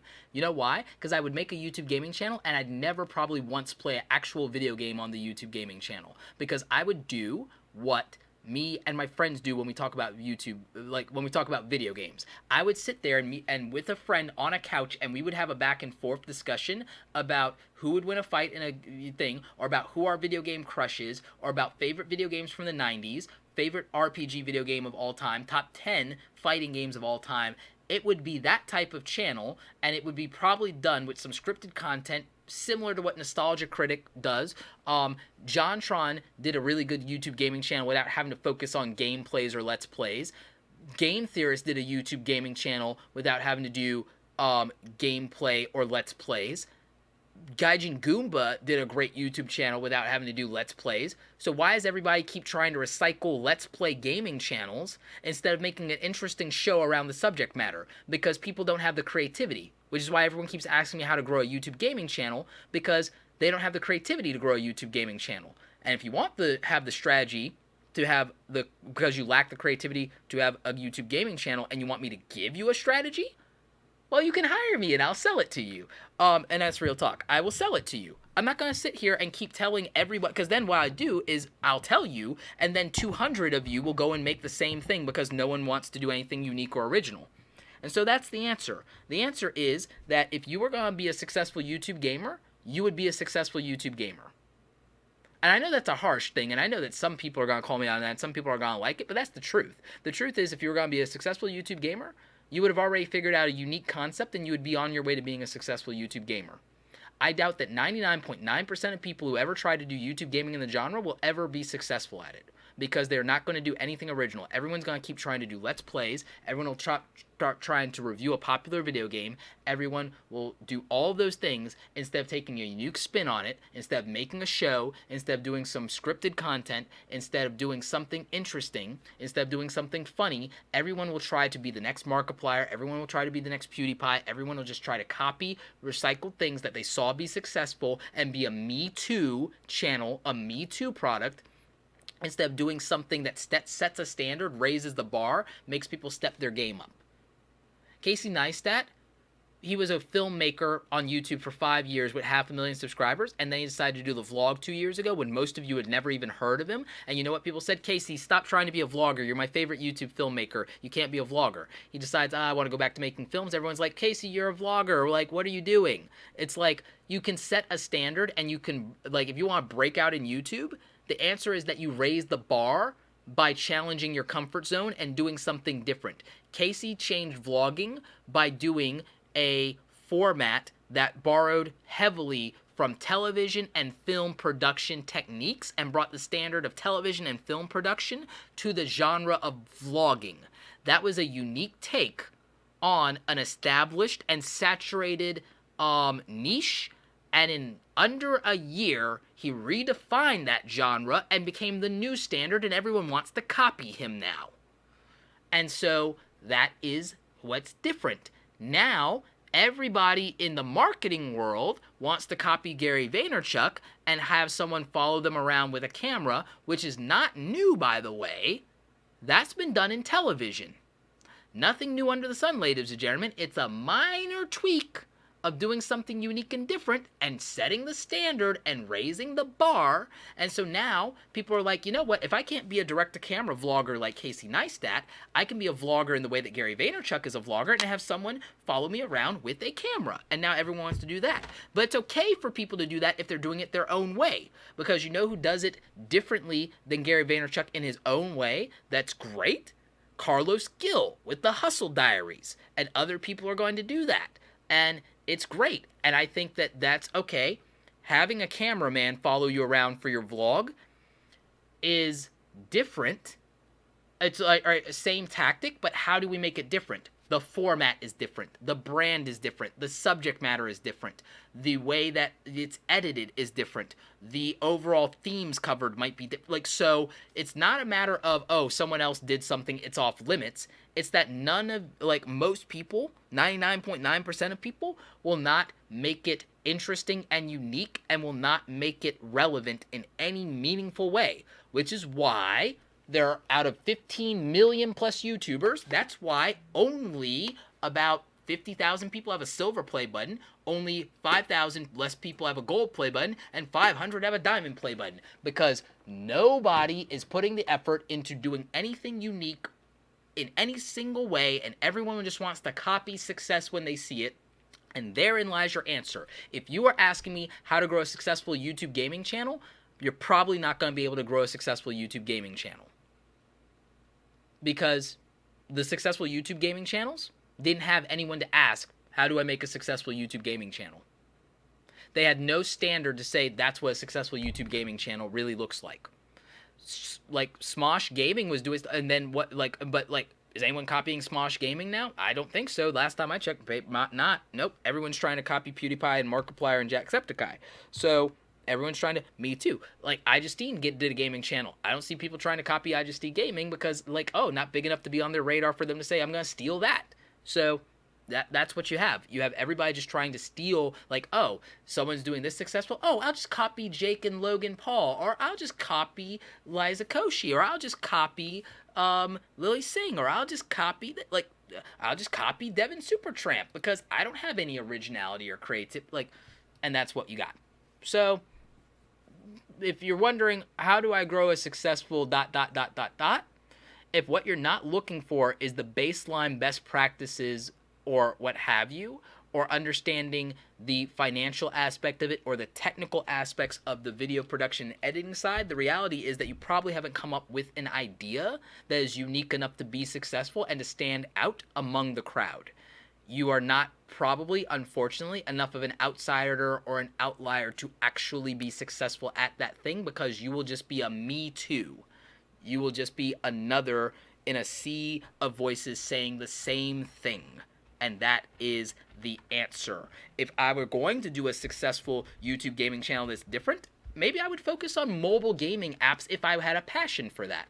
But if the answer is, oh, I just want to grow a big audience in YouTube, you're probably not going to be successful because your methods are not going to line up with anything of real substance because you don't have good intentions and a good motive for doing it. So, long-winded rant slash soapbox kind of thing. I really should actually just go out and buy a soapbox. How'd you guys like that? How about I buy a soapbox and I hire someone to literally film me giving lectures from a soapbox? How about that? See, there's an original idea, right? Koyo's son, any ideas for a channel that's a mix of fitness and geek culture, anime and movies? I want to focus on helping others get fit during my own journey. So I would probably in that case make like videos around like Batman or Spider-Man or Goku's like training regimen. Like, will this really work in real life? Like, I would probably do like a breakdown of like what would happen if you trained in 100 times gravity, but then explain what a real training regimen alternative would be for real life that can help you, like weighted clothing, or like, oh, Dragon Ball Z, does weighted clothing really work? Blah, blah, blah, blah, blah. I would do stuff like that. So that's my answer. I would debunk the training regiments of fictional characters. Jimmy Changa, your rants are great. Love it. Thank you for the $2 super chat. Yep. So, yeah.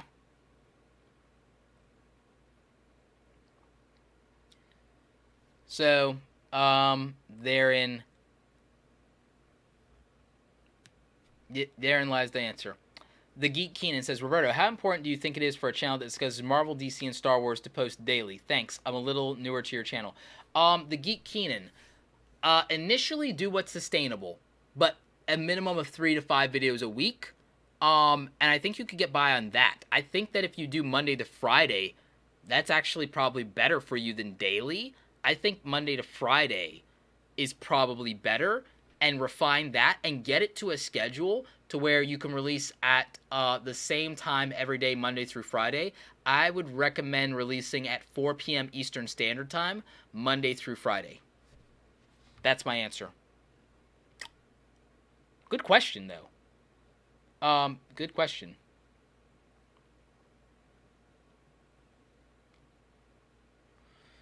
Ben says, how did Tai Lopez take over YouTube, and can we do the same? Tai Lopez took over YouTube through paid online advertising. If you have real money in the bank like Tai Lopez that lets you buy Lamborghinis and bookshelves, you could probably pay for the advertising to take over YouTube. I wouldn't recommend trying it if you don't have that kind of loot. That's how. Walter Bell, hi Roberto, do you upload every day? And if not, how many days a week is your upload goal every week? My goal is daily. With all the travel I've been doing, that's become significantly harder. When I hire an editor, that will be easy again because it's not my problem at that point. I just have to produce enough content. That's easy. I've got plenty of content in the can that I haven't even edited. So, yeah.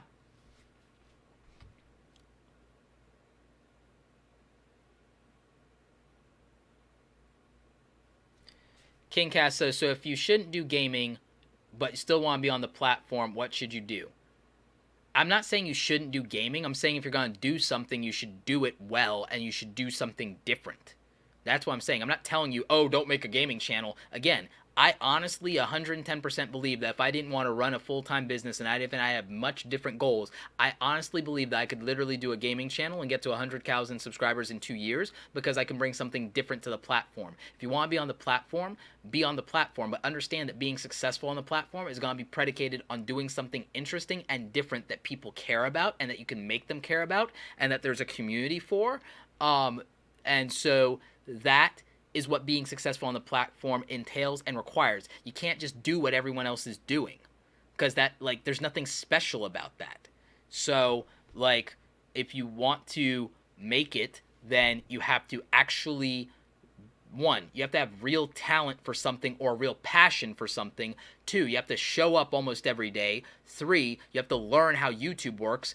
4, you have to be authentic. And then 5, you have to actually learn how to be successful online as a whole beyond YouTube. And if you can do those things, then you can make it. If you don't have those abilities and talents, you can be here, but don't be surprised and don't cry if you never get views or subscribers or money. Like, you can't have the expectation that, like, I might want to be the greatest basketball player of all time. I'm 5'7". I'm 5'7" and I weigh 128 pounds. Not gonna happen. I'm gonna dunk on no one. Me wanting it, me caring about it, me being passionate about it, me believing in it will not be enough because I don't have the actual talent, nor do I have the determination and hard work to actually do that, to get around it.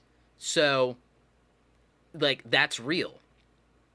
And this is not supposed to be a discouraging thing. It's a matter of, like, I'm not meant to be the greatest basketball player of all time. What I need to figure out is, what is it that I'm good at that I enjoy? What do I enjoy that I'm actually good at? And how is there a practical application of that that will mean not being poor?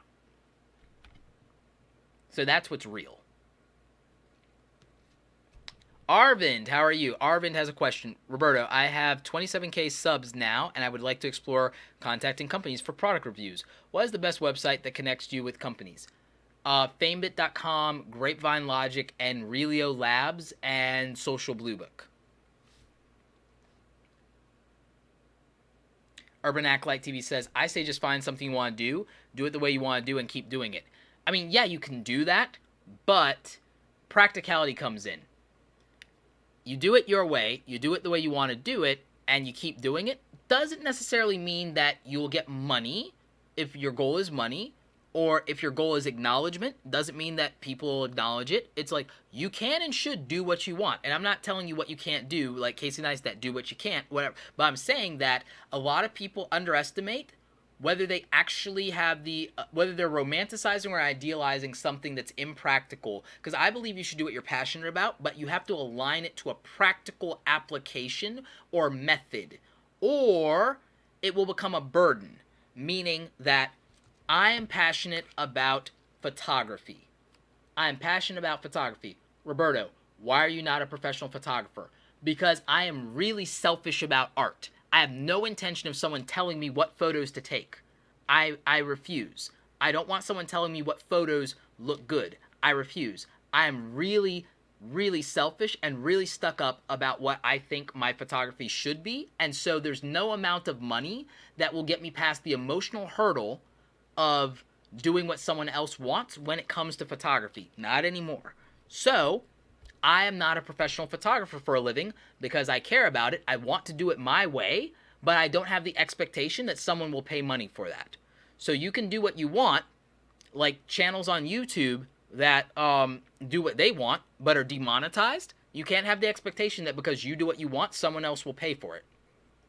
That's what I mean about, if you want to be successful, and if success equals money or your goals, then whatever you're passionate about has to have a practical application in the world that someone else values enough to pay for or to facilitate what you need.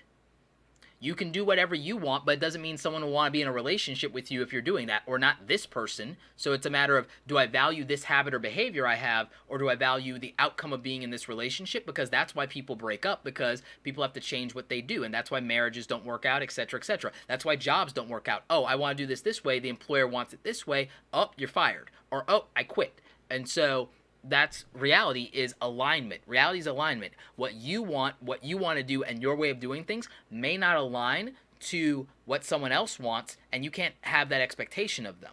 And so you're not entitled to that. So you can do what you want. The algorithm may not favor it. The advertisers may not favor it. The clients may not favor it. People may not favor it. You can do what you want as long as you're willing to have zero expectations of anybody else.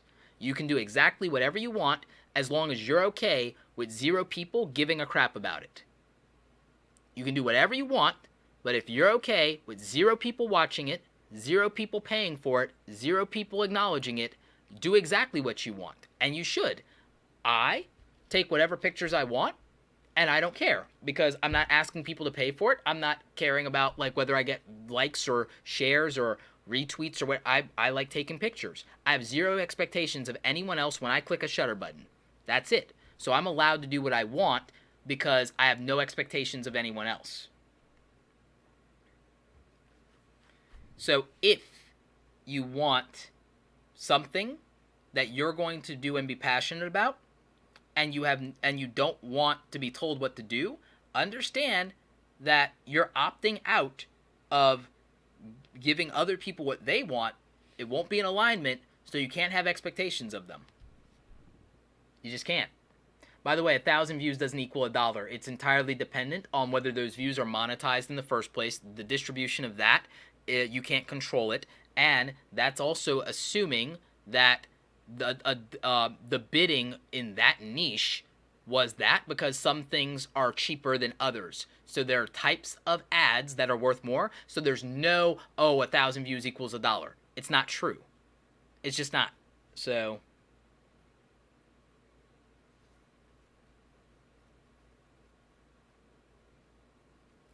Emma J. Anita says, Roberto, please answer. What are your thoughts on promoting a video unlisted before making it live on YouTube? There's no empirical evidence that does anything one way or the other. Spectre TV asks, do you think that cartoon review and discussion channels can avoid some of these copyright strikes by exclusively using stills instead of video? I think it's rough. I think that avoiding using audio is the best thing.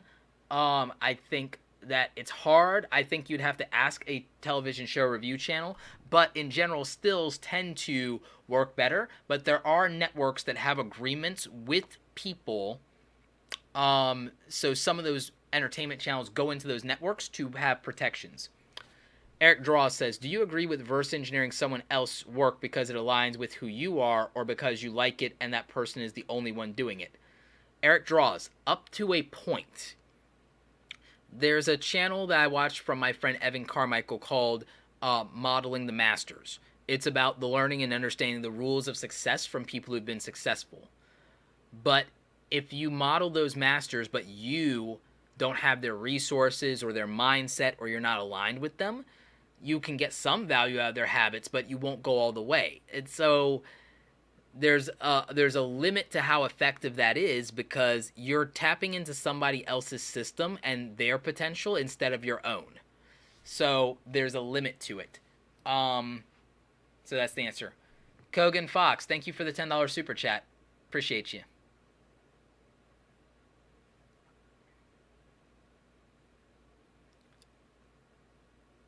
Darth Sadie, another Darth, Viva the dark side. If I offer photo editing services and the client is not a company who by default owns copyright over the images, who asks the photographer permission, me or my client? You, the client.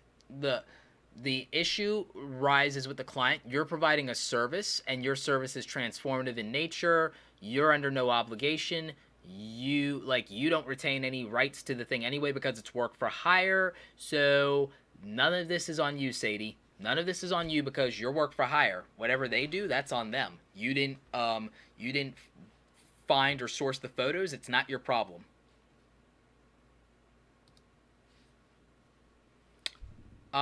Curtis Anderson, thank you for all the wisdom you provide. If people would just listen to you, they would really have something awesome. Thank you, Curtis. I super appreciate that. I'd like to think so. Abstract Discovery. Hi, Roberto. Thanks for answering our questions. I have one to ask. Personal issues are keeping me from being able to work outside my home. Any entry-level work-at-home jobs you recommend?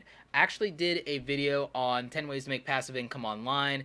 I did another video about making money online recently, and I did a video about 5 businesses you can start from home. Practical answers to that are you need a technical skill of some kind, usually something like web design, graphic design, photo editing, video editing, online marketing, copywriting, programming, things like that.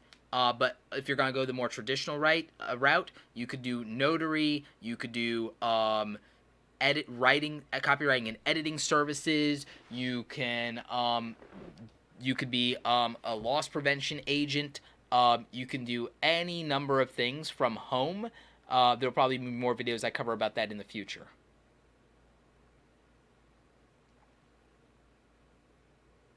Justin Burden, no joke. What type of value you can bring, man? Awesome. You give so much value, Roberto. So I didn't have a question. I just want to say thank you. I truly appreciate it. And I know everyone in the comments does too. Thank you so much. That is awesome.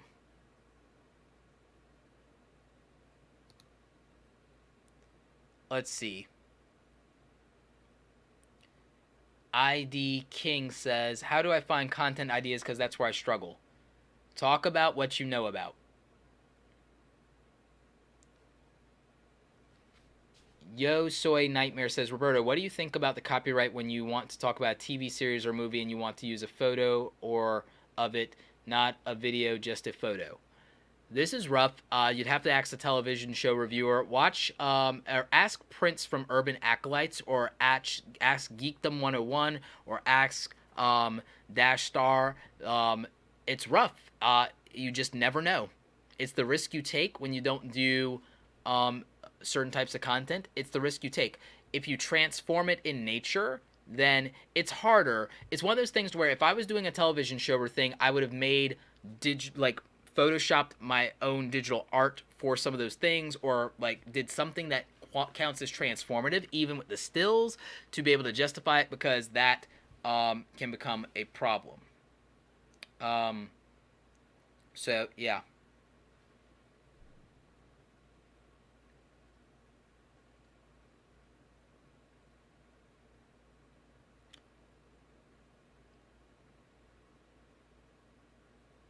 MJ Anita says, "What do you think about the natural hair niche? I also love that talk about what you know it needs to be on a shirt."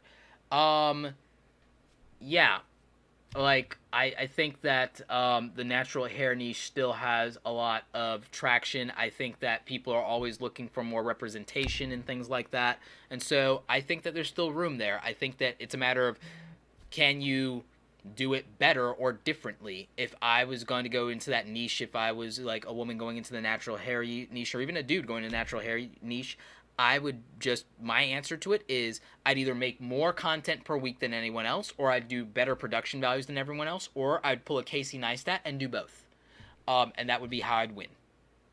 Um, Welcome to Tiffany's. Thank you for the $5 super chat. Do I need Photoshop or other products to pair with Adobe Premiere? I'm learning the software. Thank you. Really love your channel. I do Adobe Photoshop. I'm getting hardcore on my thumbnails again, if you guys haven't noticed. So that's what I would do.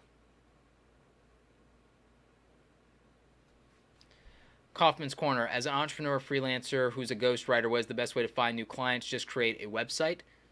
Set up actual marketing, go directly to the market, qualify and find people who are paying for advertising. If they're paying for advertising, then they need copywriting. If they have a personal brand here on YouTube and they're doing anything entrepreneur related, they might need a ghostwriter. So prospecting, do actual business development, find people who spend money on things and see if they have a need for what you do, and put together an offer. Like, so in other words, do actual business development. That's my answer, Kaufman's Corner. What type of DSLR lens would be best for an overhead setup art channel? I have a Canon.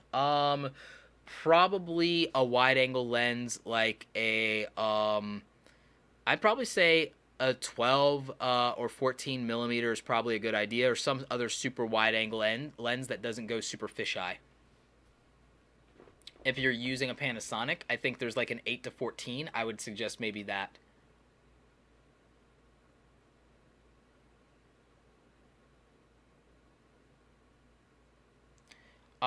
Justin Sarah Vlogs. Do you have any suggestions considered for growing a family vlog? Anything beyond, I guess that I don't know what that was supposed to be when it's asterisk DON.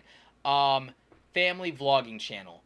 For a family vlogging channel, I would do, actually I would hack family vlogging by doing a, like teaching a 5-year old how to tie their shoes, or like how to tie your shoes, or how to tie a tie. I would like do all those.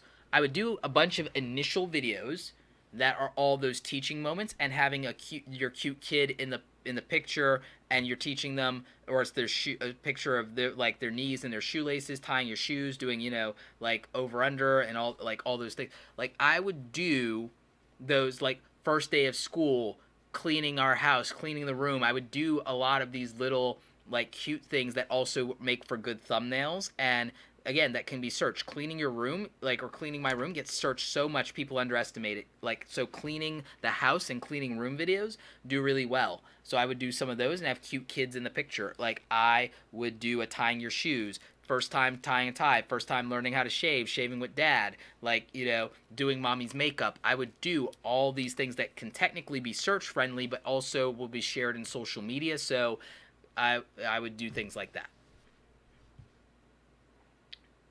How can you, like, Latrice K says, how can you monetize besides AdSense?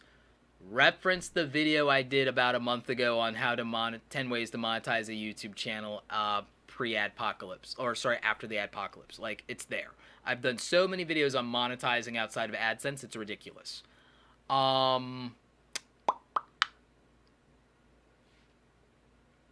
Social Media Tech TV. Roberto, after uploading your video, what can you do to get it more views? Distribute it in social media. That's the best way to probably get it more views. Hackfire says, my 3-month-old animation channel is dead. Got 23K subs. What now? Your animation channel isn't dead if you got 23K subs. If you got 23K subs, I'm pretty sure that puts you in the top 250,000 YouTube channels out of 15 million. Your thing isn't dead. Welcome to the top 10% of YouTube, and you're complaining. You're welcome. It's not dead. You want to know what to do now? Make more content, or optimize the content better. Make compilations of your existing animation videos. Like, at some point I'll do a whole thing about, like, animation channels, but it saddens me that animation channels probably represent some of the most creative people in the world, but they lack the creativity to actually execute on their YouTube strategy, because that's just creativity too. How can you be creative enough to draw and not creative enough to figure out that really bugs me that animation channels just think that there's no space for them, when it's like, it's not complicated. I'm not saying it's easy. I'm saying it's not complicated. This is it's the easiest thing to figure out in the world. I'll tell you exactly how to do a successful animation channel. One, don't focus and rely on YouTube. If animation channels say, oh, we can't make, like, content every other day or 3 days out of the week or whatever, it's like, yes, you can. You can make simple. What it's the quality over quantity thing, is that you're romanticizing the quality of what you want to make. Partly, you could do tutorials that would help balance it. You could do behind the scenes that would help balance it. You can do storytelling and world building directly talking to camera. The problem is that animation channels want to make every single video a hero video, meaning a well-produced animated video, instead of doing hub, help, and hero, which means that world building and storytelling about the in-universe you created, that is hub content. The community loves the characters, so you just doing a breakdown and doing character art and showing stills is fine to create that attachment, because that's hub, that's community.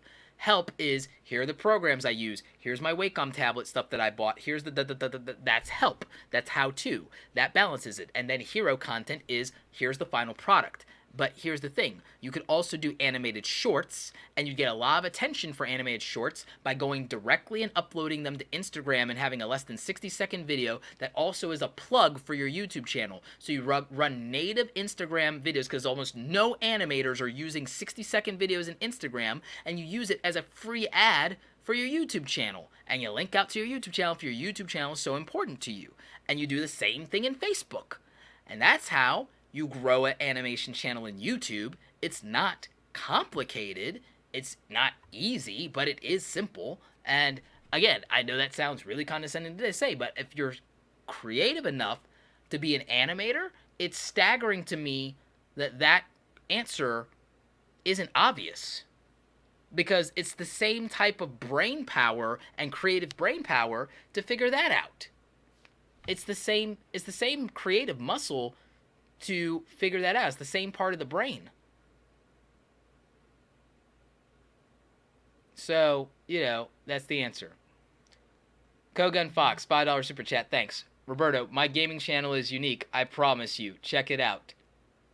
I see what you did there. That's funny. That's cute. So, yeah. So, I mean, literally, that's the answer.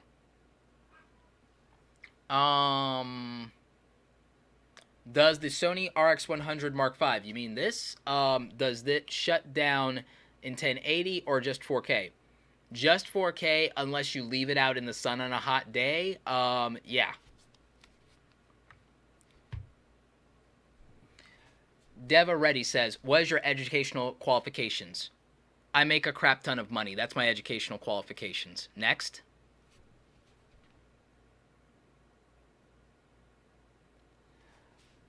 Pacifist Anarchist says, Roberto, I'd like to hear your thoughts concerning the pros and cons of a niche channel versus a general one. Thanks for all you do. Keep creating awesome content. I actually covered that in a previous live stream. There's benefits and value to both. Niche theoretically could be easier to grow, but it might have a ceiling. General, if you try to please everyone, you please no one.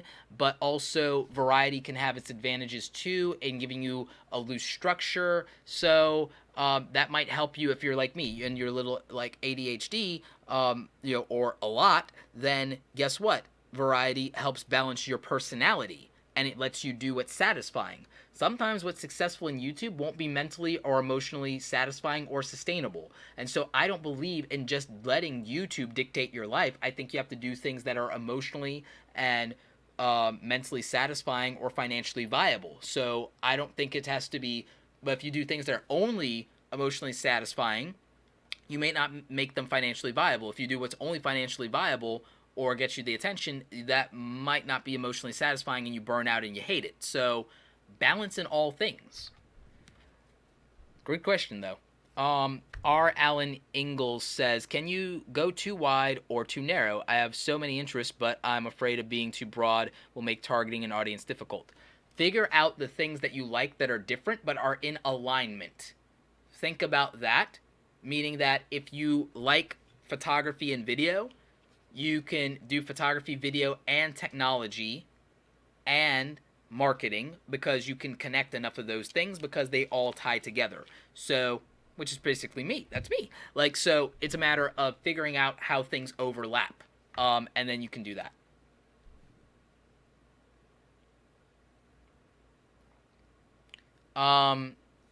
I am Estelle says, hey, do you think your background and backdrop have a lot to do with views you get? I feel like people are into white backgrounds now with candles.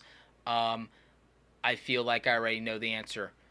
No, I don't think the backdrop matters. I've seen overwhelming evidence that the backdrop doesn't matter. Besides, views are predicated on clicks. Clicks are predicated on thumbnails and titles.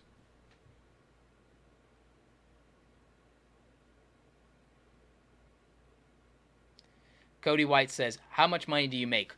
How much money do you make is one of the rudest questions in the world. How much money do you make is up there with, like, what God do you worship? What's your sexuality? Hey, how old, like, are you? Hey, what neighborhood do you live in? Hey, um, what'd you get on your report card? Like, in the tier of, like, rude questions, how much money do you make is a rude question. How much money you make also isn't a qualifier to determine whether somebody's advice is good or not. There are a lot of stupid people that make a lot of money. I used to work for a lot of them. There are a lot of people who make a lot of money who employ dozens and tens and sometimes hundreds of people actually much smarter than them. How much money I make is irrelevant because how much money I make isn't a qualifier for how much money you can make on YouTube because you're not me. And I'm not you. So, how much money I make is a rude question, but it's also a question that's completely irrelevant as a qualifier. How much money do I make? Enough money to where my vlogging camera is a $1,000 vlogging camera. Enough money to where I have a 4K video editing machine and two 4K monitors here that I'm doing my live stream on. So, probably more than enough. Probably more than enough. I make enough money to, travel quite a bit. So, I don't know. I like what my new daily camera is the Panasonic Lumix GH5, which is a $2,000 body, and I put two $2,000 lenses on it. I own a DJI Mavic Pro that DJI didn't send me. It's like, I don't know. How much money do I make? Enough. So for everybody who wants that question answered is, you want to know how much money I make? Become my tax attorney. Or go work for the IRS. IRS, I'm telling you exactly how much money I make. I'm not hiding anything. I am telling you the literal actual dollar amount to the best of my knowledge. So if you are watching this and you are an employee of the Internal Revenue Service, I am disclosing all of my income at all times to you specifically and not to the YouTube community. So thank you, the Internal Revenue Service. Thank you for your service. Thank you for taking my tax dollars and have a nice day. Don't ask me for any more money. So, yeah. So that's That's what that is. Oh, this question again, what are my educational qualifications? I make a lot of money. Um, so yeah. Let's see. Diamond Mine says, if your live on YouTube did not go well, how do I make it better? Um, Defining go well is weird, because go well is a matter of interpretation. It's a matter of perspective. Um, I don't know that there's an actual answer to that. J.Cal, I'm a type beat. Oh, thank you, first of all, for the $5 Canadian in the super chat. I'm a type beat music producer, 6 to 8 subs, confident in my beats. Issue is that the market is oversaturated because people buy views and post free beats. Actually, that's not a problem. The answer is this: you should make beats and loops that are for YouTubers, make them Creative Commons so that they're royalty free, post them on your YouTube channel as free to download, link those over to Spotify or SoundCloud for people to download.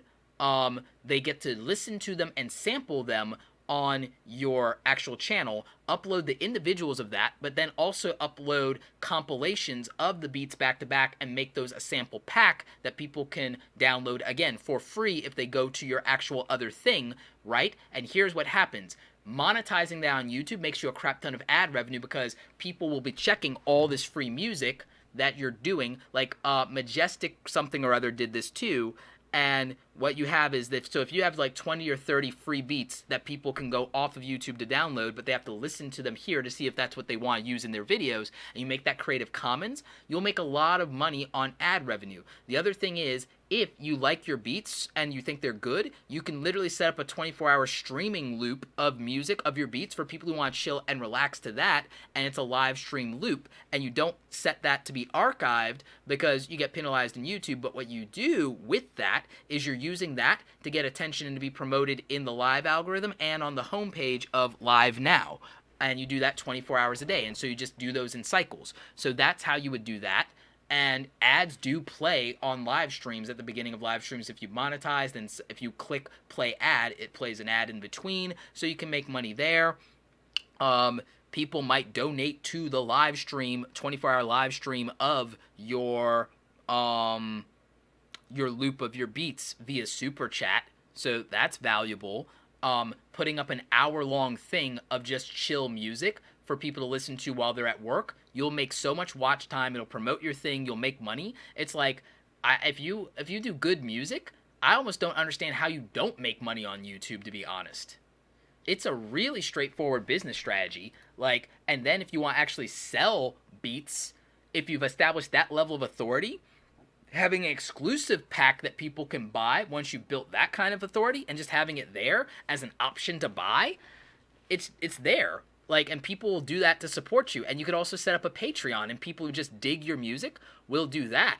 So it's, in my mind, it may not be easy, but it's really, really straightforward to be successful as a music channel. Just like I said, it's straightforward if you're an animation channel. The business end of this is just, it's a matter of, the reason I can come up with that is business acumen and creativity lets me immediately, my mind goes there. Not to mention, I've been watching YouTube. I'm like, well, when I listen to music, it's this. So I'm mapping my own user behavior.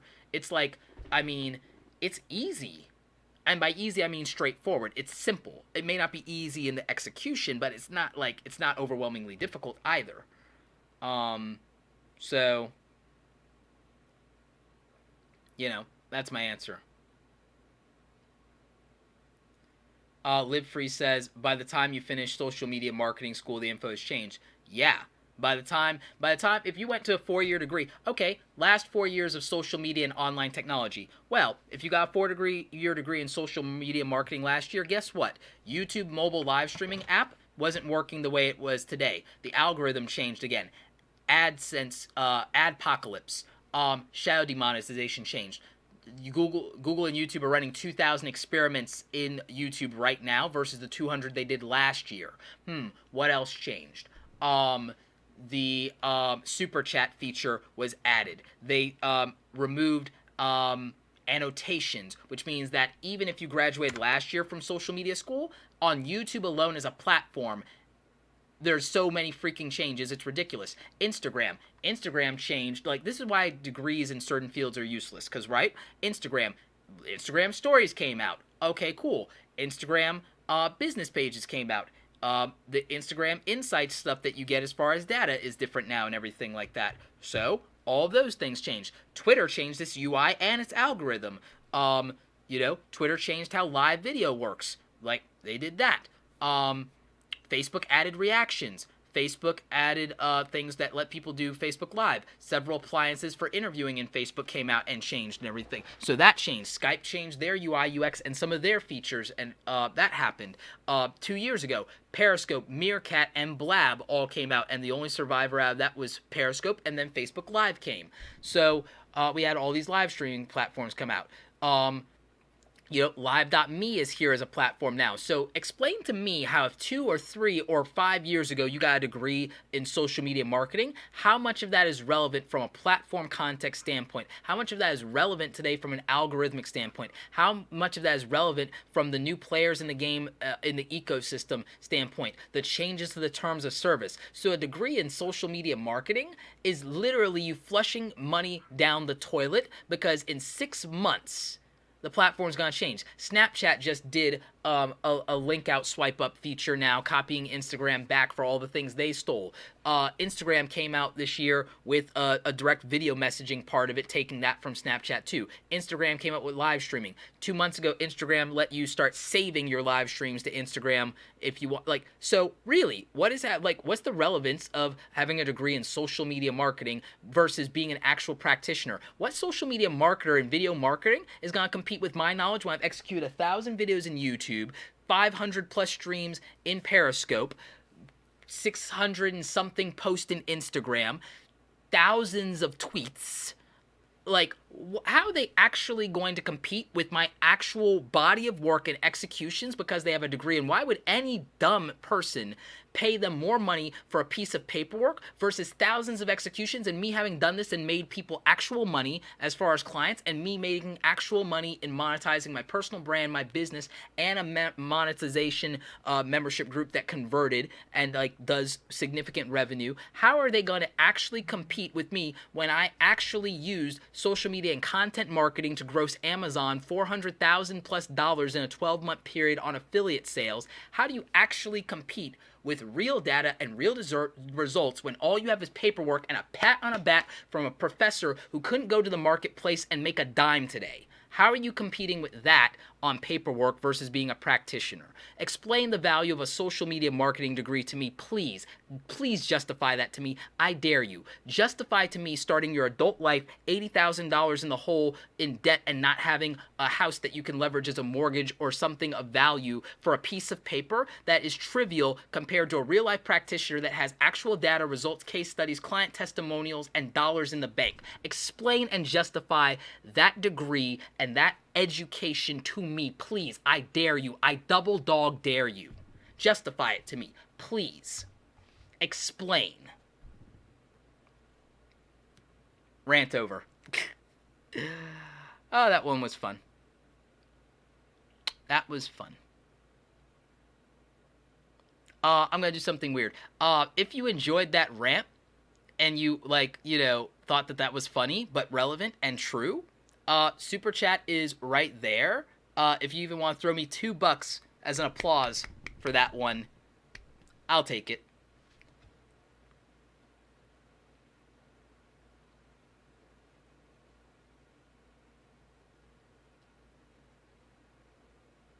So, yeah. How do you like the camera?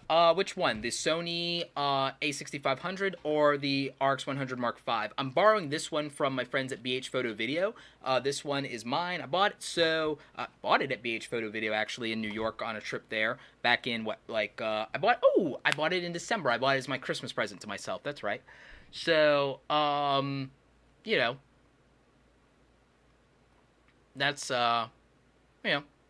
that's what I like about those cameras. I like it because the autofocusing is really good, the low light capabilities are good, and they're sharp. There is some focus hunting, but that somewhat is dependent on your lighting conditions, and some of that is based on your complexion because, yeah, even with the phase detection, you still have to worry a little bit about contrast. So that's an issue.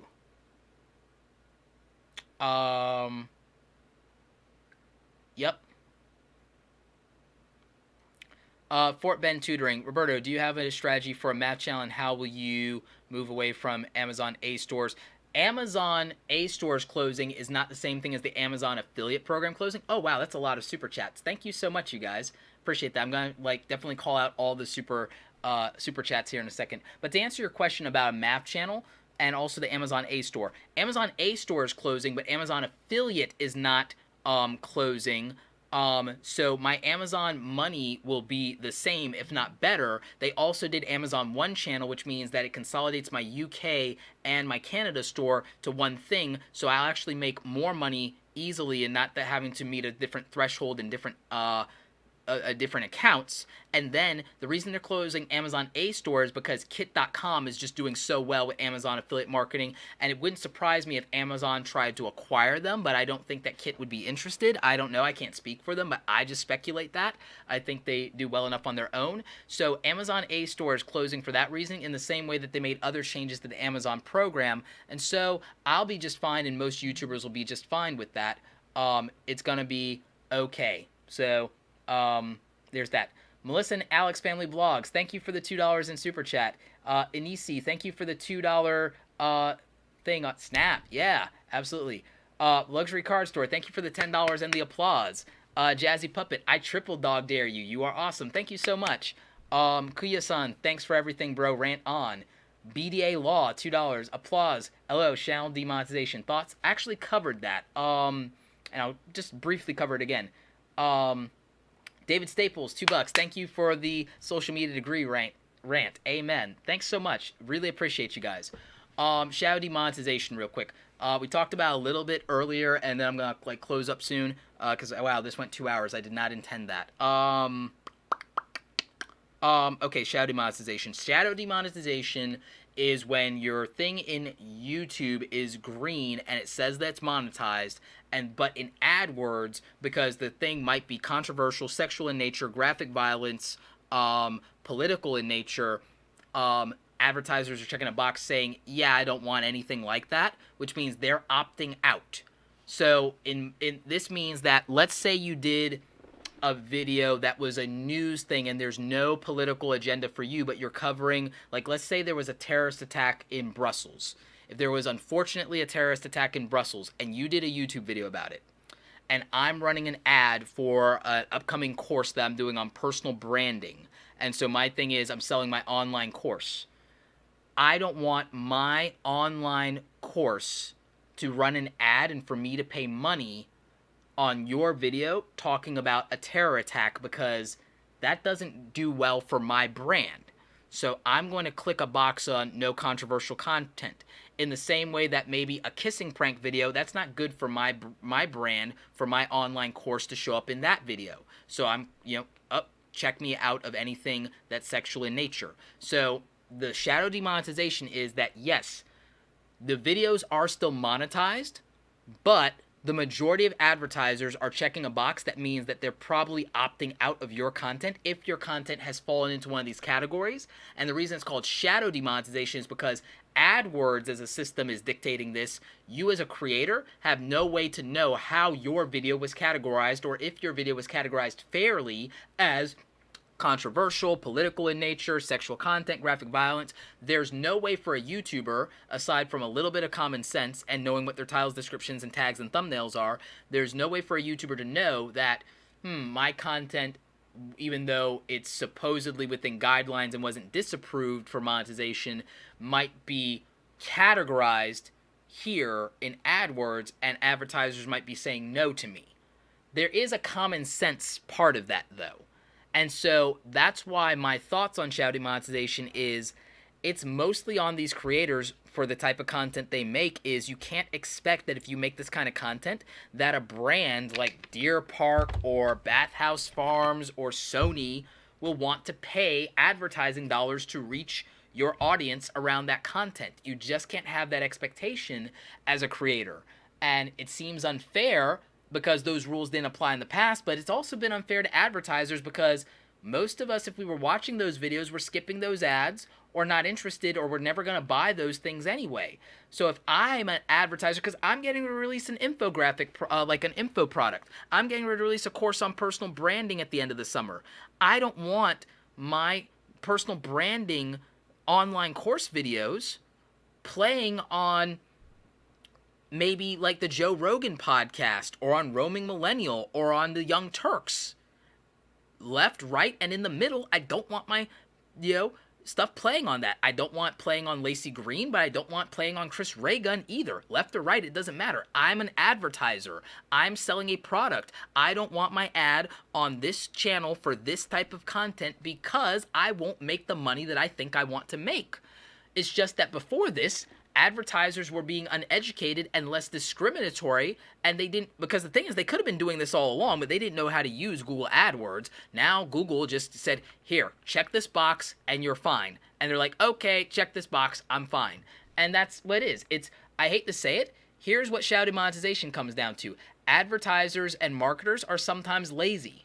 They're sometimes lazy. Sometimes it's your older boss telling you do this and you're, yes sir, yes ma'am, click, whether you know better or not. That's it, because that's what a job is, right? Or you might be the older person and you're like, I don't understand this YouTube thing, I'm just gonna be safe, I don't want to get fired, check, and that's it. And so now, because people don't want to, as advertisers, educate themselves and they don't want to scrutinize, oh well, I'm okay with this but not okay with this, that's too much work. Clicking a button and opting out of anything remotely dangerous to your brand is easy. And so that's why shadow demonetization hurts these YouTube channels. But for the type of content they have, they should have kind of known that that was a distinct possibility, and they should have been anticipating this. Philip DeFranco did, and he prepared for it as a business person. And so, I applaud him. He's one of my favorite YouTubers for a reason. He hates some of the business complicated stuff of YouTube, but at least he approaches it smart, and he doesn't make ignorance an excuse for the fact that he hates it, an excuse to be unknowledgeable about it and not protect himself and then cry later. And I'm not saying that everyone who cries about shadow demonetization is whining. I'm saying that it's a lack of understanding and empathizing with someone who, again, remember, I want to sell an online course here in a couple of months. I might want to buy ads in YouTube instead of just Facebook and Instagram. Do you think it's fair for me to spend money just to give creators ad money that might not help me sell my product? Is that really fair? Me opting out might mean oh, there's all this YouTube money, but this person's not getting any, or person's not getting any. But is it fair to make advertisers just spread the money around? No. It's not fair to just force advertisers to spread their money equally to everybody. That's not meritocracy. That doesn't serve a viewer either who might want to buy that product, and that doesn't serve the person whose job it is to make sure that they're getting the most out of it for the business owner. So I have a controversial view. I wish that shadow demonetization was more transparent on YouTube's side, but YouTube isn't being shady. Google and YouTube are parent and child companies, and one system doesn't always translate well to the other. One product team or one department doesn't always talk to the other. Any of you who've worked in corporate America know how bad interdepartment communication is. You get it if you've worked a real job. You know that departments don't always talk to each other, or when they do, it ain't good all the time. So I don't blame Google or YouTube for this. It's just a problem. There's not a clean-cut answer to solve it. And is it unfair to some people? Yes, but the overwhelming majority of the YouTube community is probably fine. And so shadow demonetization is an issue that I hope gets fixed for some people, but it's not the problem that a lot of people think it is. It is a problem that, and again, it's nothing against the minority of creators that it affects, and I know it's bad for them, but out of all the myriad problems in YouTube, it's nowhere near the biggest. Copyright still is a bigger problem to solve. So there's that. And it's not YouTube being shady. It's a corporate culture issue of interdepartment and intercompany cooperation. And if you've ever worked in corporate America, you know that's a problem that doesn't get solved anytime soon. Aaron Robinson, thank you for the $5. I love the rant. Also, awesome. Also, question: I've seen music channels remix copyrighted songs and still able to monetize. How is that possible? They didn't get caught. But it also might technically be fair use, being transformative in nature. I can't really um, speak to that.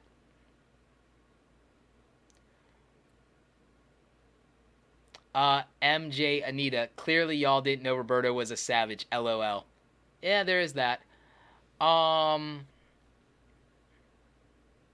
Ricky Garcia, at the cost of how many Kangol, at being rude, how many Kangol hats do you have? I think 8. Uh, Different colors too, but I think I have 8. Um,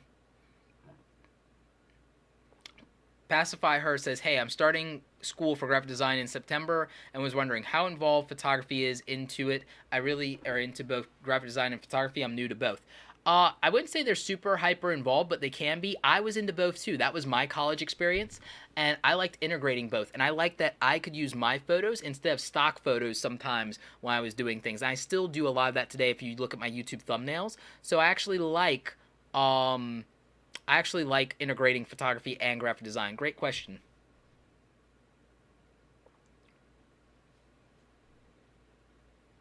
Um, Wi-Fi Man Boy says, I make about 30K a year on YouTube selling instrumentals. How do I make more money? It's scale. If you figured out how to do that, figure out how to increase your volume or increase your product offering. And so that's just a matter of scale. So, if you either triple on the product offering and product diversity, you could probably make more money. Or if you just grow the distribution, you'd make more money. It's retail 101. So that's the answer. Um, Roy Breaker 23. Hey Roberto, what do you think about spirituality, new age, niche, and what innovations do you think can be made? I think that if you reverse engineer the success of yoga channels but apply the nuance of the new age stuff, that you'll have a formula for success.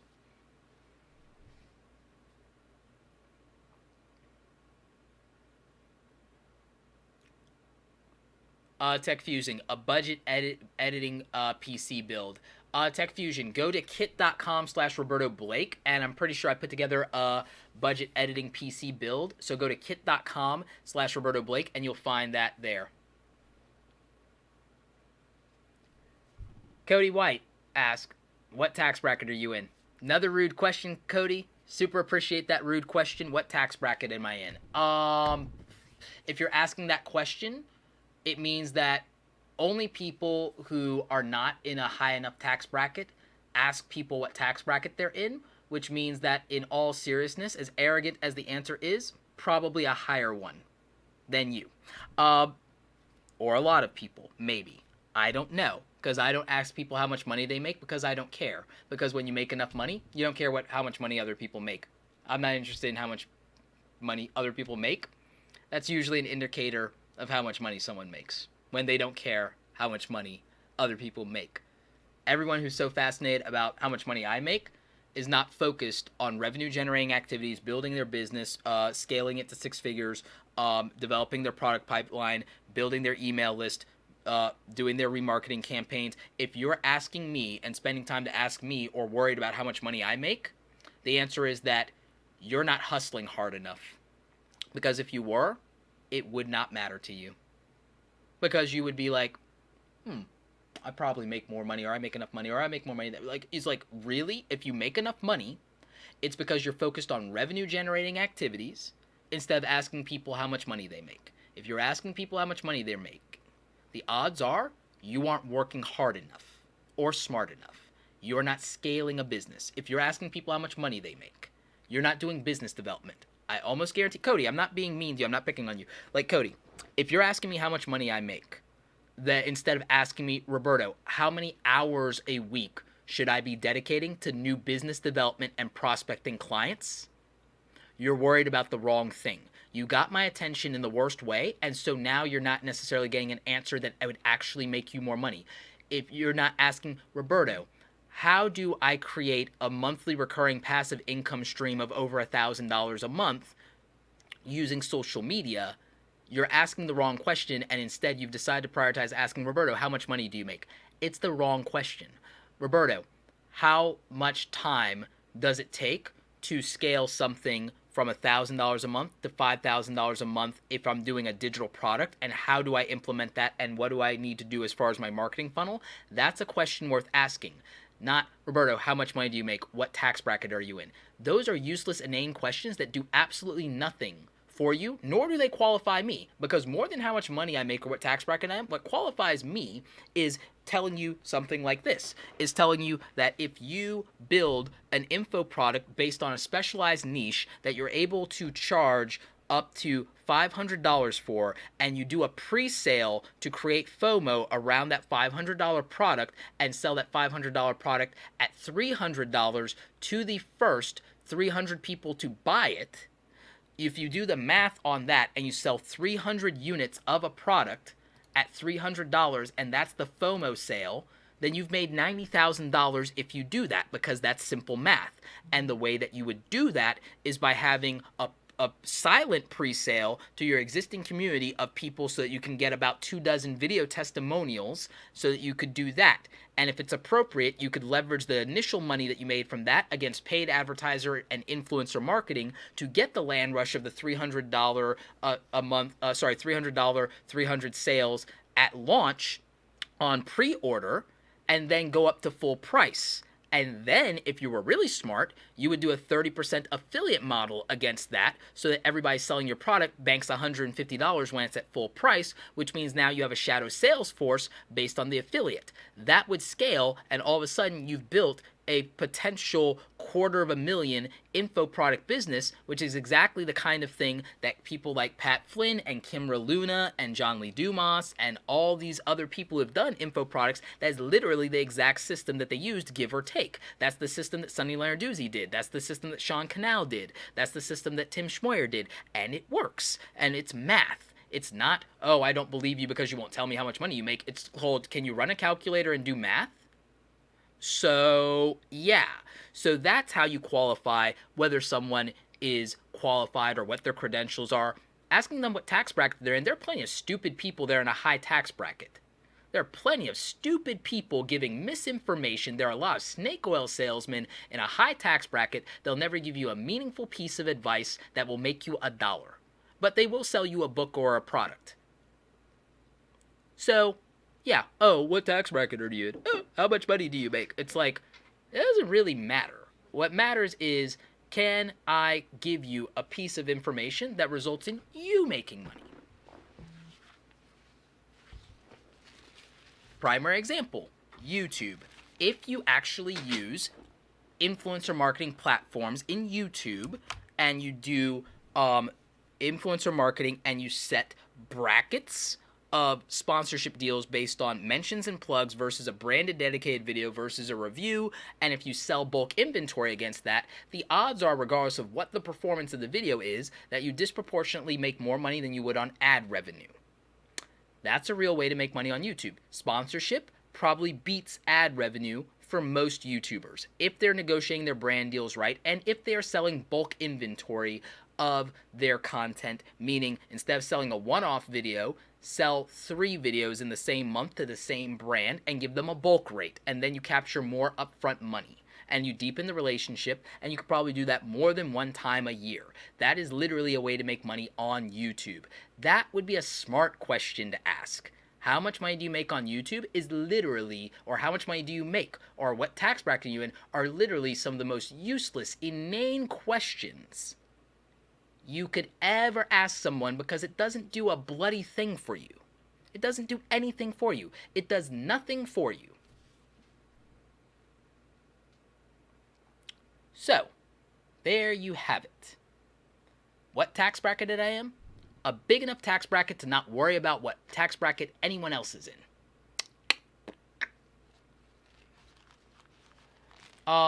ID King. Roberto, how do I find your rant on YouTube gaming? SoundCloud.com/RobertoBlake2.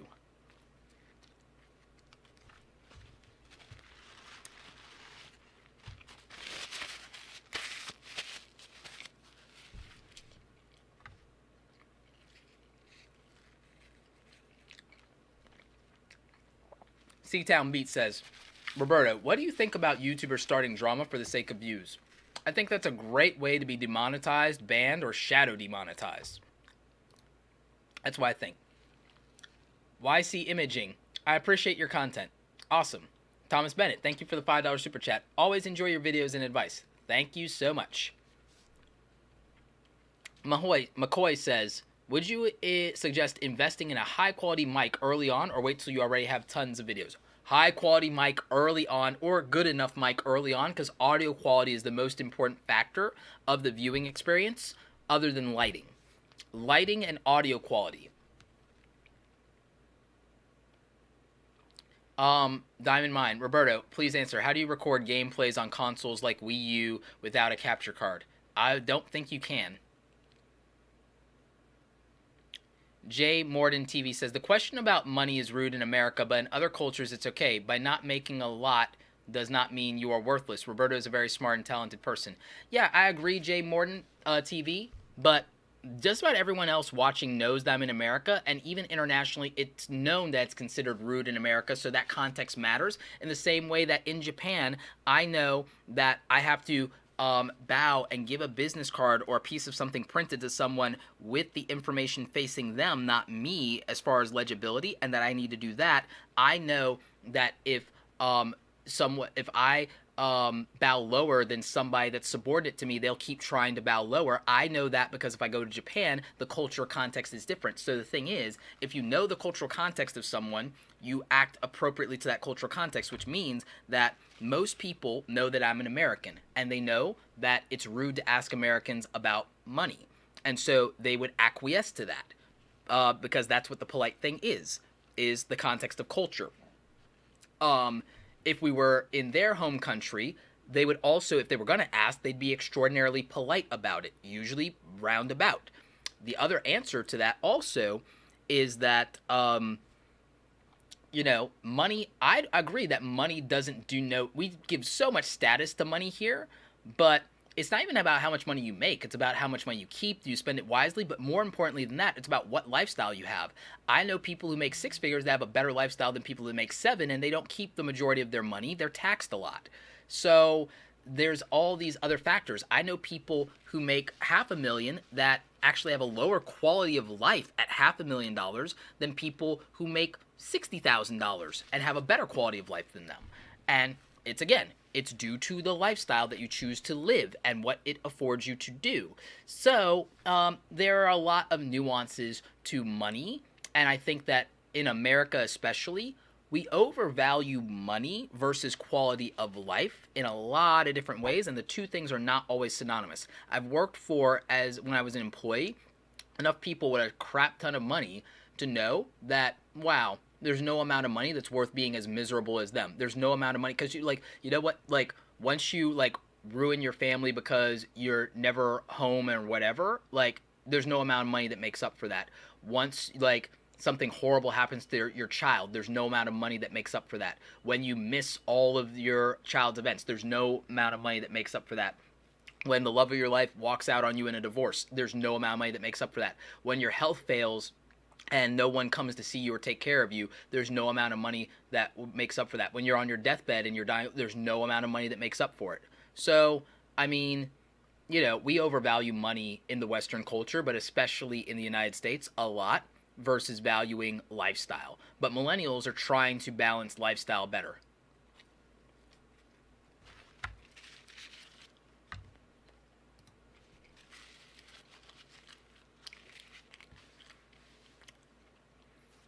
Clover Tack, thank you for the $5 super chat. Just paying my awesome dues. Got a jet. Don't let them wear you out too much. Yeah, I'm ending the live stream soon. I've got some stuff here I want to do. Let's see.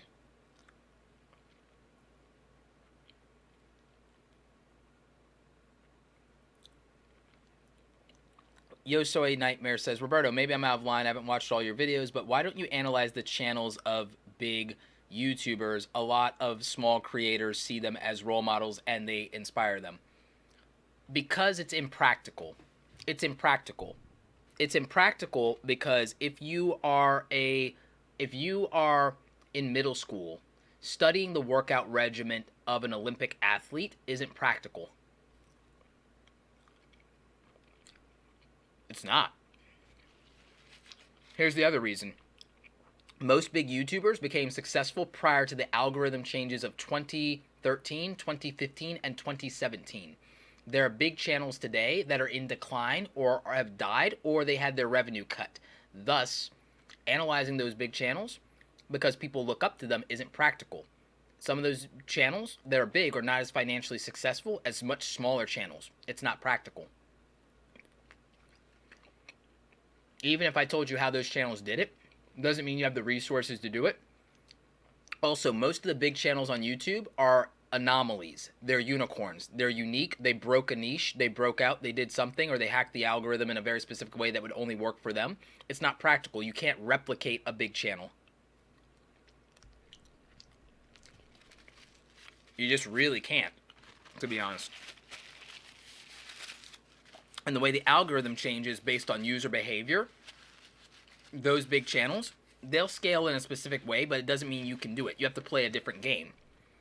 So the reason I don't analyze those big channels is because there's not a meaningful or relevant conversation to be had in the context of YouTube. There is in the sense of their business model or their marketing strategy, but most people are not interested in that because I talk about the marketing strategy and the business stuff and people don't watch.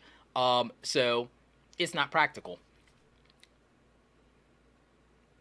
Cybernethi, thank you for the $5 super chat. Here's my favorite question to ask people who talk about large-scale project management. How does someone who has $0 come up with a 5 to 7 figure budget? You don't come up with a 5 to 7 figure budget. I think you're talking about how do you come up with 5 to 7 figures in revenue, and the thing is, you don't necessarily. Theoretically, I guess you could take an outside investor. You could take out a loan. I don't believe in that. If you have $0, you have to commoditize or monetize something, and then you get a budget to work with off of that. But again, most people, if they have $0, then that's a problem in and of itself. And the answer is, well, you're screwed, or you borrow money, or you figure out how to make money, and then you supplement and funnel that into what you need. And so, I mean, that's the answer. I mean, that's the practical answer. You're not going to get, like, something from nothing in and of itself. So you have to figure that out. Meaning that people who had zero money, but they had a phone or a webcam, a lot of them started YouTube channels. YouTube monetizes on ads. So then they had money. They invested that money into other things that then made them more money later, and so on and so on and so forth, which means that they use the traditional entrepreneur model of the immigrants who came to this country. A lot of them worked out of their house, and so people who think, oh, you can't work out of your house or your home office in your pajamas and expect to make money. 75 years ago, 80 years ago, 100 years ago, when people were coming to this country, that's all anyone did. All anyone did was work out of their house being a seamster or a seamstress or a tailor or a cobbler or a smith. That's all anyone did. All anyone did was farm the land that they had. All anyone did was go out to the backwoods and chop wood and sell it on the side of the road. That's all anyone did. All anyone did was say, hey, I've got 2 strong arms. Do you need some labor? That's all anyone did. Oh, ships came into port. I'm going to go and be a ship hand. Like, that's all anyone did. All anyone did was commoditize their time, and no one had an actual employer for the most part for a very, very long time in human history, except for the few people who worked for the nobility, and then you're just waiting for one of them to have a hissy fit and behead you because you walked in on them. So, I mean, so for anyone starting from zero, it's like, you mean every human being ever prior to the last, 200 years or so of our modern world? Yeah. It's called you figured it out. Like, employment was not a general thing as far as a pension and a this and that. That wasn't normal. It wasn't normal.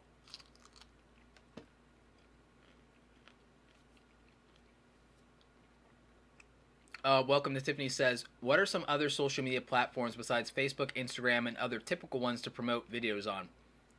Thank you. You're awesome. Well, those are the main ones. There aren't a lot of distribution platforms besides like Facebook and Twitter. Medium.com sometimes, but really? I mean, and for some people, I guess you could do Tumblr. Tumblr's still a thing, right? There aren't a lot of other platforms for you to promote your YouTube videos on. Your YouTube videos specifically. You can promote and build your brand, but that's a whole other thing. But so many people are focused on making it on YouTube that they don't think in terms of a brand. And so that's where the real crux of the problem is that everyone wants to grow a YouTube channel. People are not trying to build a brand.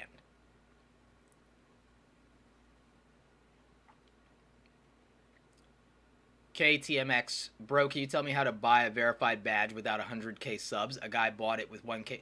No one bought it with 1.k5. You don't buy a verified badge. You verify your channel by submitting the proper forms and paperwork and verifying your account with your ID. And like, there's just YouTube search for how to verify a YouTube channel. You don't buy it, and you don't need 100k subs. They might have like moved it to where you need maybe a few k subs, but it's you verify it by verifying your identity.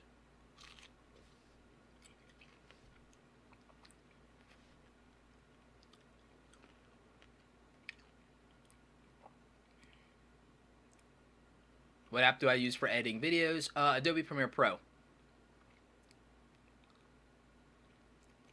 Eric Brito says, Roberto, I know this might tick you off, but how do I stand out on my YouTube channel? Do something unique. Make a branded show. Make a show. MatPat didn't do gameplays. He made Game Theory, the show that ... You know, Gaijin Goomba did Culture Clash. Like Nostalgia Critic, like made a show with a format for Channel Awesome. Like make a show. Make a show. If you really want to stand out, build a branded show.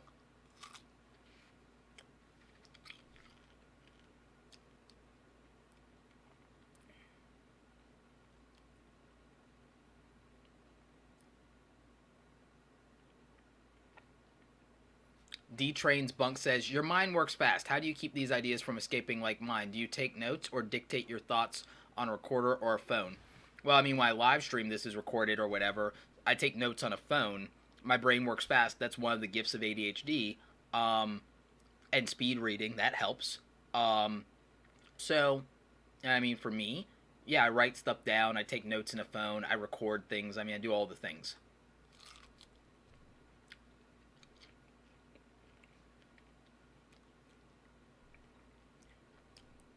Avalanche One says, what would you say to creators struggling with depression? Assume we understand that we need to love the process, that we have to love the grind. What's a way to make bad days better? Giving yourself a break and doing something that you enjoy. I mean, I've struggled with depression and anxiety, and like the answer is do things you love. Do things you love that aren't a hassle. Surround yourself with good people. Don't listen to like depressing things. Listen to good music. Eat good food. You know, reinforce your positive habits.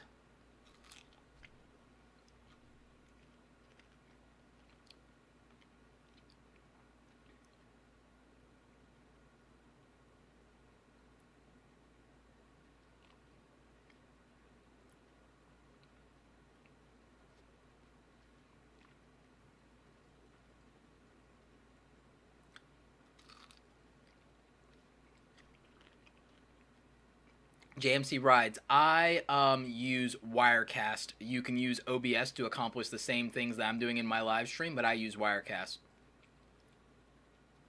Step B, Sanity.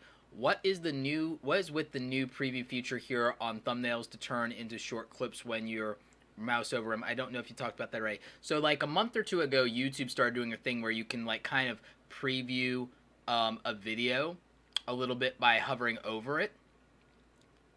And if I'm not mistaken, it plays the first couple of seconds of the video. So I think that, to be honest, it's an anti-clickbait feature, and it's brilliant. So, in fact, I should make a video that says, oh, this is YouTube's new anti-clickbait feature. That'll probably be a good video. Eric Brito says, Roberto's a role model. No, I'm not. I don't believe in role models. And I didn't sign on for that. I'm not a role model.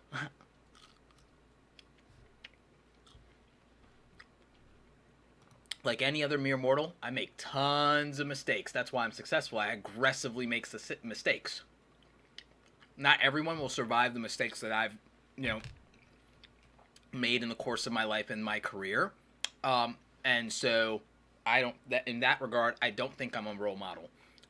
There's plenty of other people that I think are smarter, better, more successful, more focused, more practical, more passionate. Like, and I don't even think they're role models. I don't believe in the concept of role models.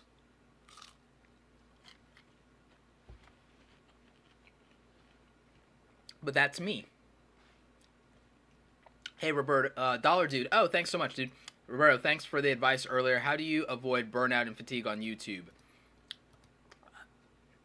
Here's the problem with a lot of big YouTubers. They put YouTube first, but that's why they're big YouTubers. But they also did a fake it till you make it thing of one, training their mind and faking personal positivity, faking positivity to their audience, and now they're admitting it after they're successful. But a lot of them just kept churning out content, and on some level it shows, but it worked because sometimes an audience doesn't know the difference between 80% and 90% of your best effort. And so for me, I just do what I want, but I'm smart enough to make it practical, and that's how I don't burn out. But even doing that, I get bored because that's what ADHD is, and so I have to find ways to get excited about things or do things that are exciting to me, and that's why I end up doing new things like creative thoughts or live streaming or this or that, because I need a little bit of chaos to keep things interesting. And so I keep things interesting. That's really my answer. ID King, Roberto, what do you think of monetization on Twitter? I'm going to wait and see how it plays out to form an opinion.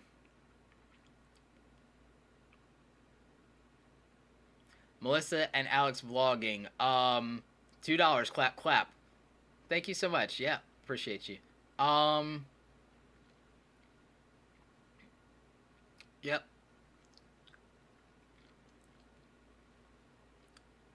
Let's see.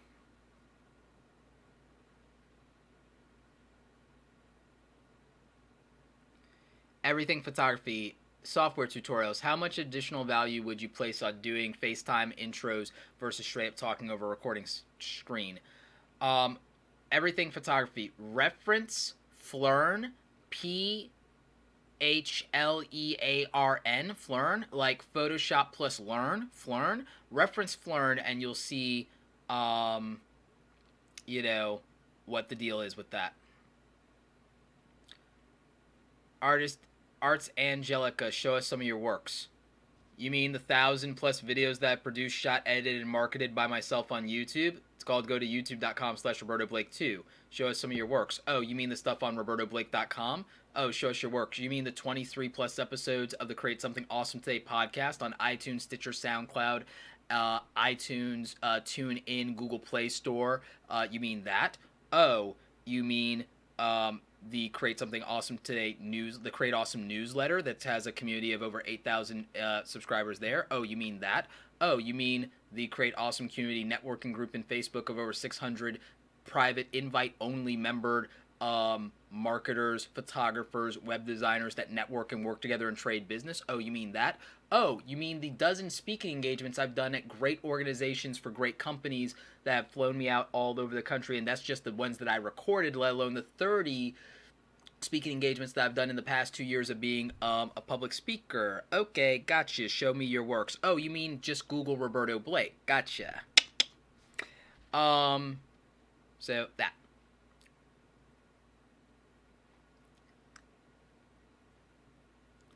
Um, Feeding Phil, you come across snarky sometimes. Feeding Phil, if you knew me in real life, you'd know I come across snarky 99% of the time because it's my actual personality. I actually favor dry, dark humor, much like the kind of stuff from the BBC. It's just my personality. I am sarcastic. I am snarky. It sometimes comes off as condescending, but it's all well-meaning and well-intentioned, and not everyone will get the joke, which is actually my fault for not following the rules of comedy.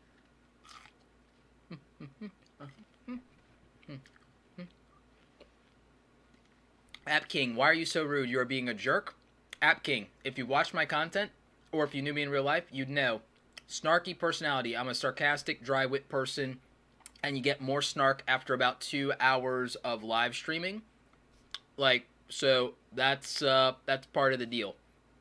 And it's not rude. It's just my personality. It's a take or leave it. You can't please everybody. Not everyone's gonna like me. I might not like you in real life, or I might love you in real life. I might want to get beer and steak with you in real life, but you may not, want me dating, somebody or whatever, because you may not think I'm a good fit for them. That's your choice. It's a subjective thing. You can't please everybody. Pleasing everybody is for suckers, meaning that if people are gonna dislike you, they should dislike you for you being 100% of you are. If you're trying to pander and please everybody, the odds are you don't like yourself.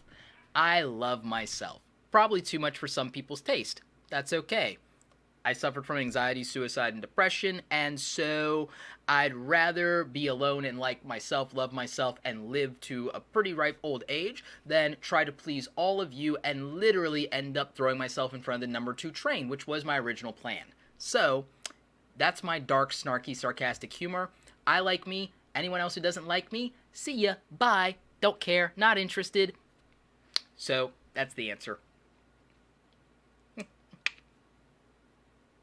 That's the answer. Let's see. Breaking the rules is what makes each of us unique. Couldn't agree more. Rebels. Well, rebel scum, because we're Darths, right? So we're Sith Lords. We Darth Sadie, you and I belong to the Order of Sith Lords, so I can't root too hard for the rebels, can I?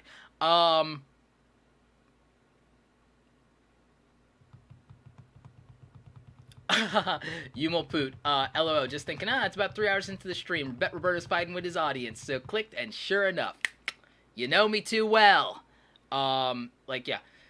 Kevin Beerus, can you explain your process in speed reading? Not really, because I've been doing it since I was a kid, and it was something that was introduced to me as a kid, and I forgot what thing it was that my parents bought me that got me to the speed reading, but it was probably the same brand that gave me the memorization stuff, which ironically can't remember.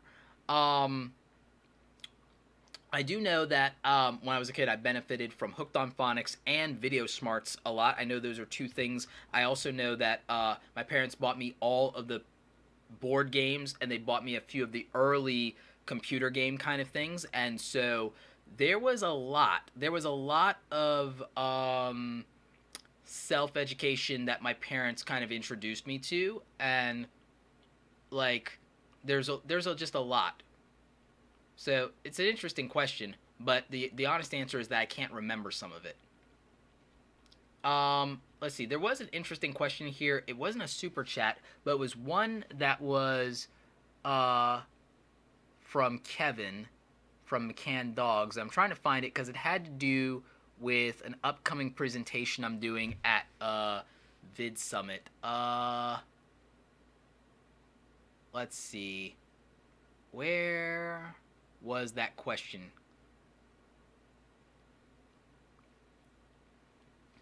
Where is that question? Because it was a good one. I think that'll be the last question that I answer for the evening. And so I'm looking for... Kevin, if you're still here, can you ask that question again? Because I'm looking for it. In the meantime, I guess I can answer what Eric's got going on. Jimmy Changa, I didn't create the mini Roberto. That was done by digital artist Joshua Pomeroy. R. Allen, Roberto Blake was not available on YouTube. That is unfortunate. Yes, everything photo, tough love. Everybody needs it. Most people are afraid of it. You couldn't agree more. Naja Tube, DM me on Twitter if you're interested in a consult. Eric Peter Carlson, Roberto, I'm on my way to 150 to 170 uploads in 2017 for a channel like mine vlogging. Do you feel this is an average for a typical vlogging channel? Thanks, bud. I'd actually say you're crushing it. Like, for starting from 0 to get 150 uploads in your first year, buddy, you're killing it. Like, you really are. And, I think that most people don't appreciate what that level of hustle looks like. And what you've gotten out of that so far is you started from 0 in 2017 when everyone wants to say YouTube is over, and you got 4,000 subscribers. Some of your best videos have gotten 300,000 and 100,000 uploads and 20,000 and 16,000. So, you are killing it, Eric, and you've only been doing YouTube, this year. So, um, that I think people underestimate it. I think that that's amazing. All right, so here it is, Kevin from McCann Dogs. Roro, can you talk a little bit about what you're going to be presenting at Vid Summit? I actually can't because I need to run that by Daryl, and so I can't. I can't tell you publicly what I'm going to be presenting at Vid Summit because I have to run that by Daryl. So there is that.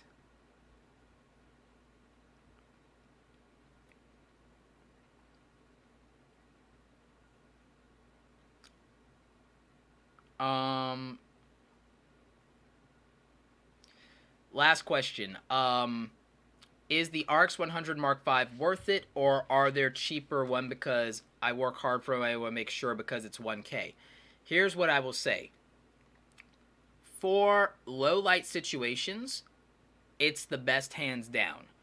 It has decent in-camera audio out of all the vlogging cameras. Something cheaper will not be better because of the way this handles the technology and because this has phase detection versus contrast detection.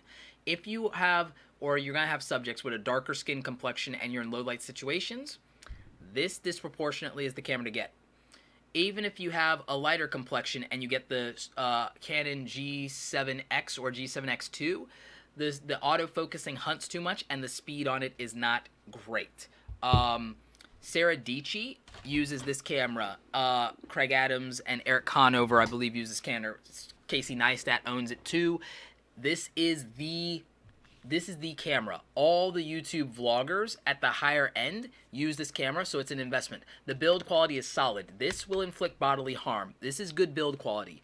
And so yeah, it's worth it. Are there features of it that I wish were better? Yes. Is it worth the $1,000? If you're taking on the go content seriously, yes. If you really want to see what this could do, watch almost all of Sarah Dietschy's content that aren't interviews, because she uses this camera almost exclusively for all of her content. So,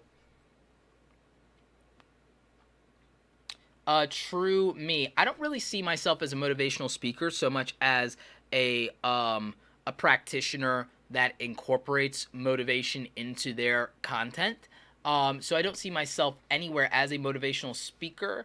I see myself as a practical person who is aligned passion and practicality in a way that works and is aligned to a higher purpose, and I pass on that message. So I feel that my speaking career will in 2 years will continue to grow. I think that I'll be at a really good level, and I just don't see myself as a purely motivational speaker. Brett Conti in the house. How are you, man? You're okay. So Brett Conti, if you guys don't know, he's a really good YouTube vlogger, and he also is an entrepreneur. And he uses the G7X, and it's his go-to. But my friend Chris Brogan has the G7X as well, and I remember in low light, it could not autofocus on me for crap, and he even had problems autofocusing on it himself, and he's like the complete opposite complexion of me. So it's just, and my friend Amy Schmittauer, she had the G7X 7X and the G7X Mark II, and those didn't work out for her. She switched to the Sony and hasn't looked back. And now her and her fiance Vincenzo, they were Canon people, and they're all in on Sony now. Now, if I was a sports photographer, Canon, Canon glass, Canon. If I was a sports photographer, Canon. Casey says if you're behind the camera, and I agree with him, if you're behind the camera, Sony all day. If you're vlogging, the Sony RX 100 all day. But if you're doing high-end vlogging, Panasonic Lumix GH5 all day. Independent guerrilla filmmaker, Panasonic GH5 all day. That's my main go-to camera for a reason. Low light situations, if I was shooting conferences and I have an Atomos Ninja Blade 2 so I don't have to worry about the recording time limit, Sony A7S2.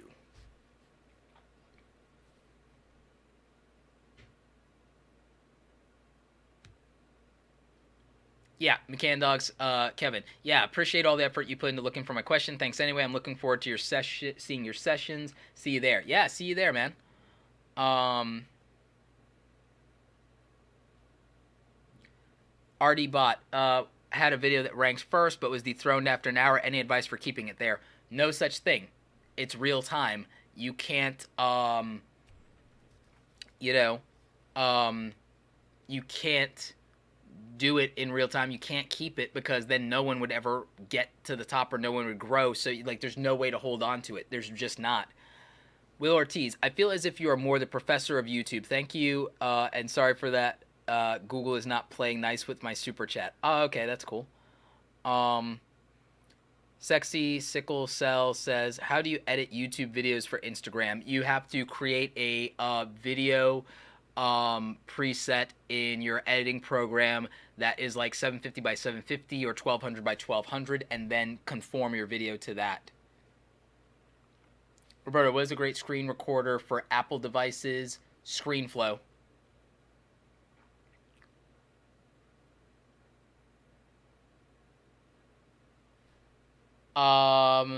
Question, does changing the thumbnail or description reset your YouTube ranking?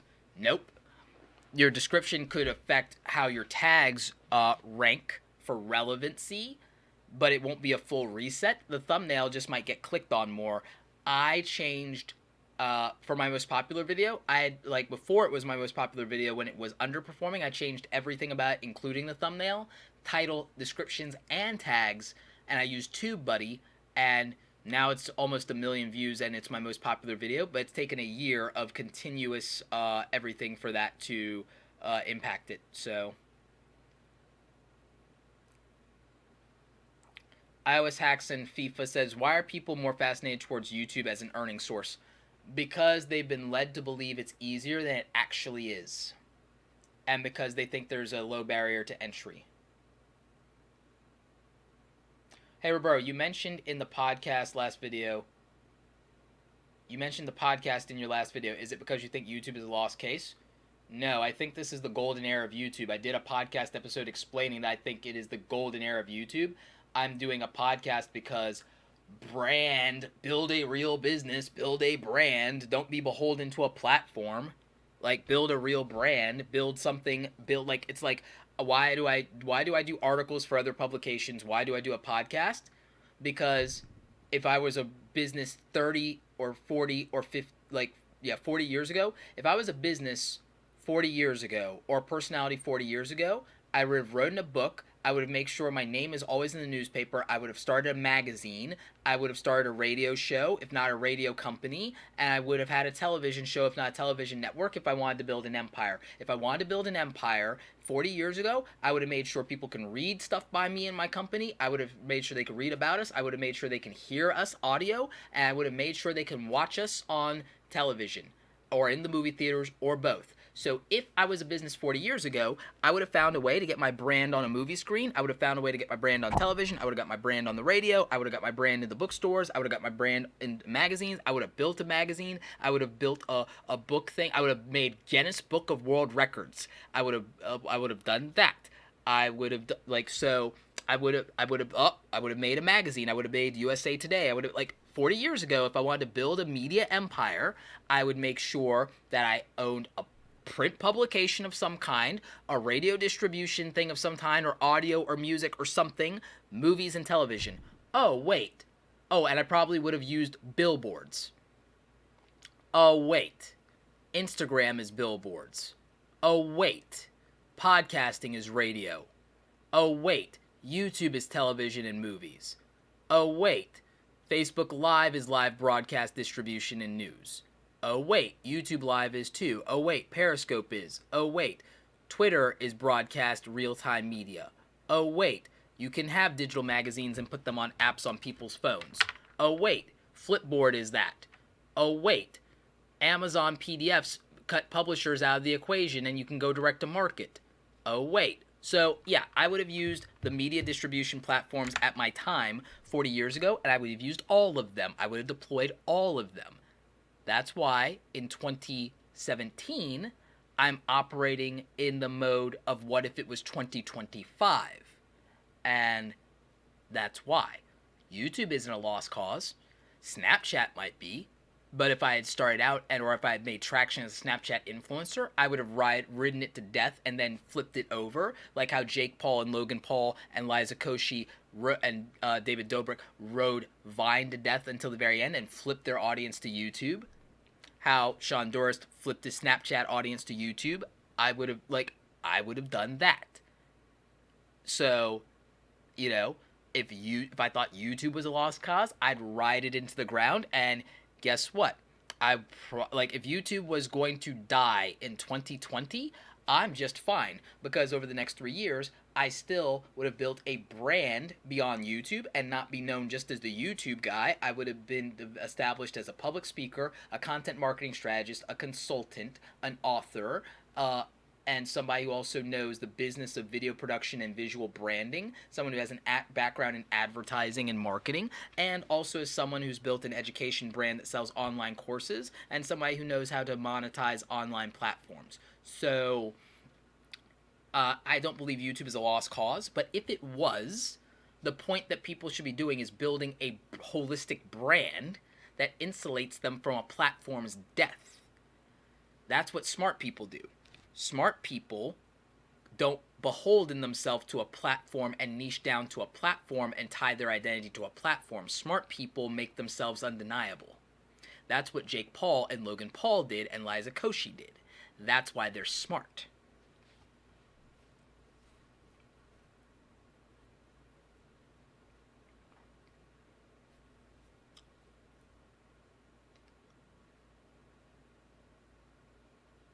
Luxury card stones. Any plan for your channel when you reach the 250k, 500k subscriber milestones? The only plans I have for milestones going forward are charity related, meaning that like right now, actually, it's my pinned tweet still is that we're raising money for charity water, and any channel that donates $10 to my charity water campaign when we hit 250k subscribers, which isn't too far away. It's only a couple of weeks away from that. When I hit 250k subscribers on YouTube, anyone who's donated $10 or more to the charity water campaign that I have over on Twitter as my pinned tweet will get a shout out in a 250k live stream celebration, and their channel will be linked in that video when that happens. And every time that I am like getting to a milestone of like 100,000 after that or something like that, I'm going to do something charity related. This time it's charity water. Next time it might be pencils of promise. So we'll do that. And so right now we're trying to raise $5,000 for charity water for clean water initiatives. And right now I think we're sitting at like close to $800 on that. So people have been really good about that. I should probably make a dedicated video about that to try and help that more. But so I'll be doing, for all my subscriber milestone celebrations from now on, I'll finally be doing what I wanted to do for a while with philanthropy and charity organizations. And so that's what I'm working on for that. It's a good question, though. And thanks for reminding me, because like I haven't talked about it nearly enough, even though it's my pinned tweet, and I do a lot with it in Facebook. But yeah. So...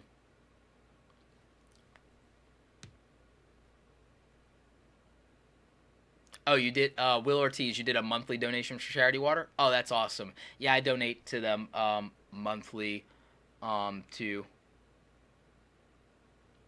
Jeff in Myrtle Beach videos says, Jake Paul has the song right, but he is a bully and mean to people. I actually don't think he's going anywhere. His brother is excellent, though.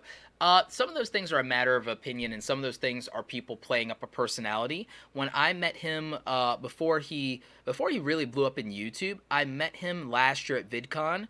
A lot of people only knew him from Vine, but he was premiering his Disney show, Bizarre Bark, which I was working with Disney as a client. And so we were at VidCon, and I got to meet him for like all 5 seconds. I doubt he even remembers me. But we're also featured in a book together. If you ever buy the book 3 Billion Under 30, his story is in there and my story is in there. We were interviewed by Jared Kleinert for his book. He's the author of 2 Billion Under 20, so this was the sequel, 3 Billion Under 30. And so Jake Paul is smart. Jake Paul is really smart, and Logan Paul is really smart. They do immature things sometimes, and some of that's persona, but they're not bad people in my opinion from what I know of them and from the mutual friends and acquaintances that we have. and I may not like really be into their content, but I do study their strategies and how they deploy them. And so I don't think you have to like people to learn from them. I think that's a lesson that a lot of people could stand to learn, is that you don't have to like people to learn from them, and that you can always find something probably that you like about somebody, or that you at least respect. And I think that we've just kind of in this era lost our ability to appreciate respecting people, or finding something to respect about them or something respectable about them. We're not looking hard enough, and I think that that's where I want to leave this one. I think that's where I want to leave this one.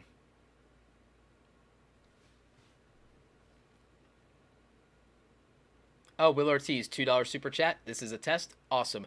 Dom, I can't explain to your mom why going to school for entrepreneurship isn't great, because if I have to explain it to her, it's gonna be falling on deaf ears. Like, if you actually think that going to school for entrepreneurship is the answer, you don't understand entrepreneurship. Like, so that's like, there's no way for me to explain it to your mom.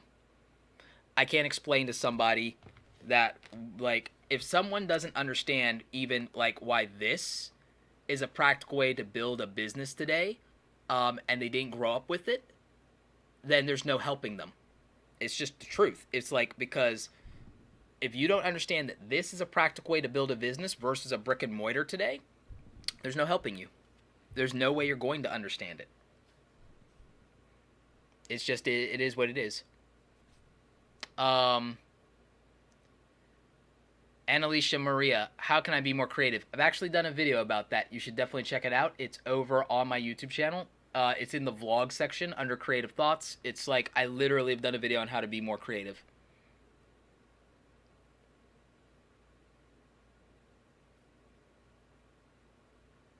Justin Bennett, yes, you can have multiple affiliate links on the same website.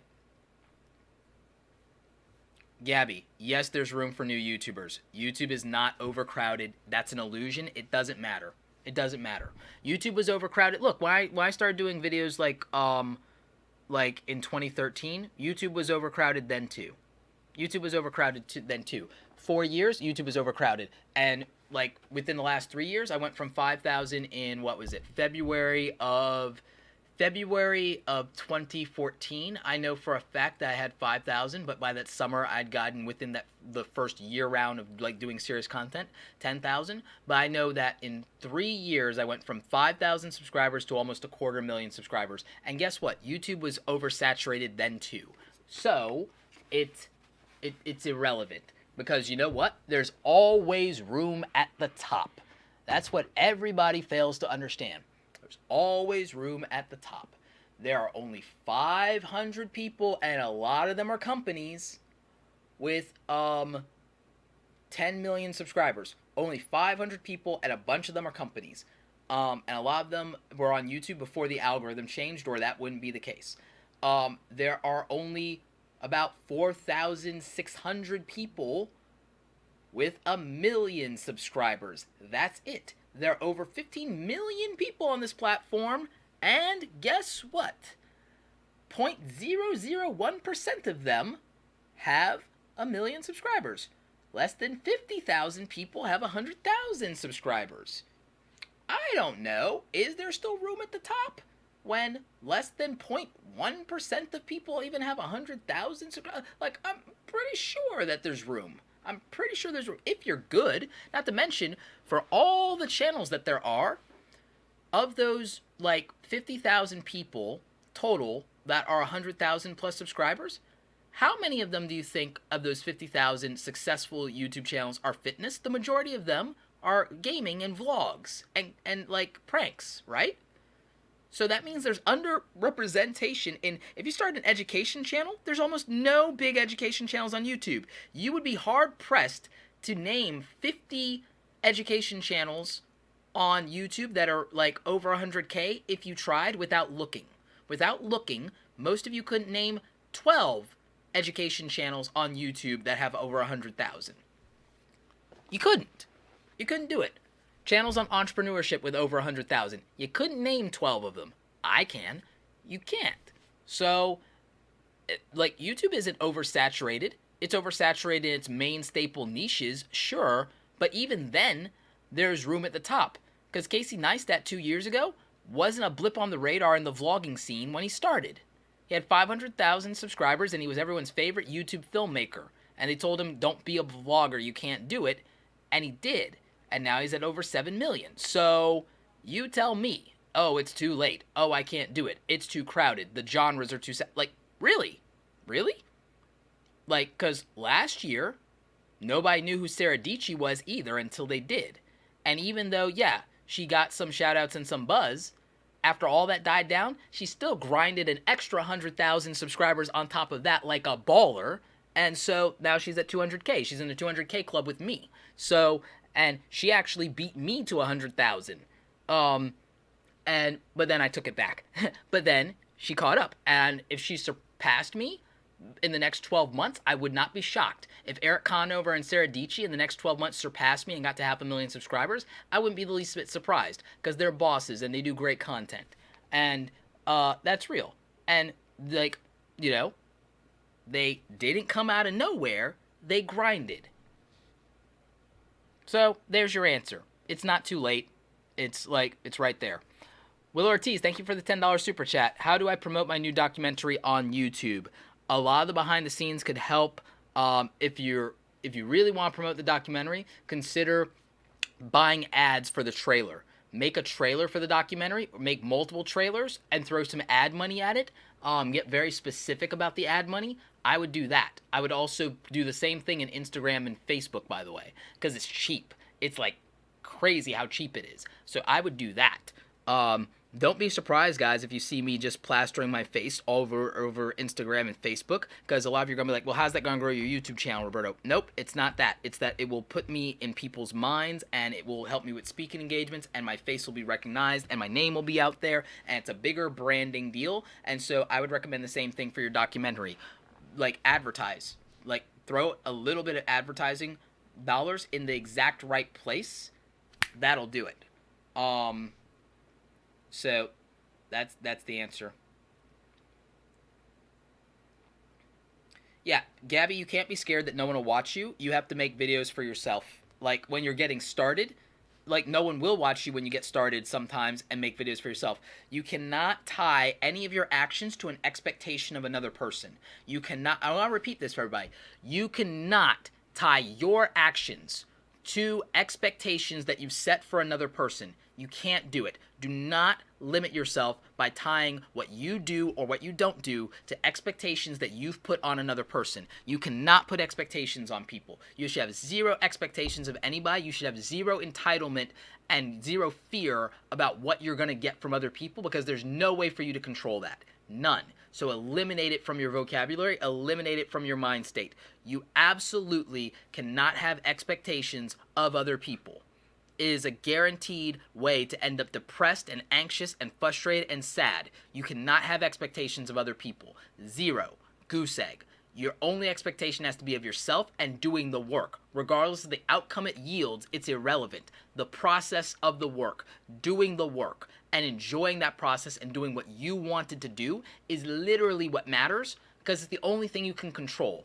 I beat my depression and anxiety, and it's still a fight, but I did it by eliminating my expectations of the world and other people and focusing on the one thing I have control over, the one thing that I can have absolute mastery over, myself.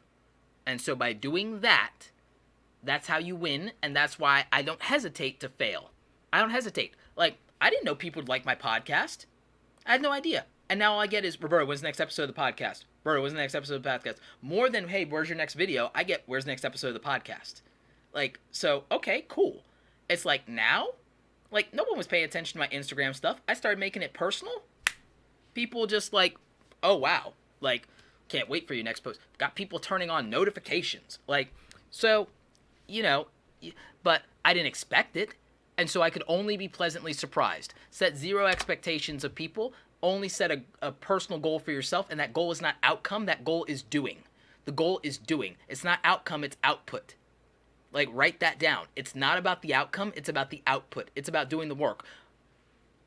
so glad and appreciate you guys getting me to almost 250,000 subscribers. Appreciate the support. Appreciate that almost 250,000 of you have at least learned one thing from me that might have made your life better, or might have inspired you, or motivated, or educated you in some way. Love that to death. What's more important to me, however, is knowing that I acquired the skills and knowledge and experiences that producing the output of 1,000 videos rewarded me with, because to me the reward is not the silver play button that I keep taking down here to make a point. It's not the silver play. This is not my reward.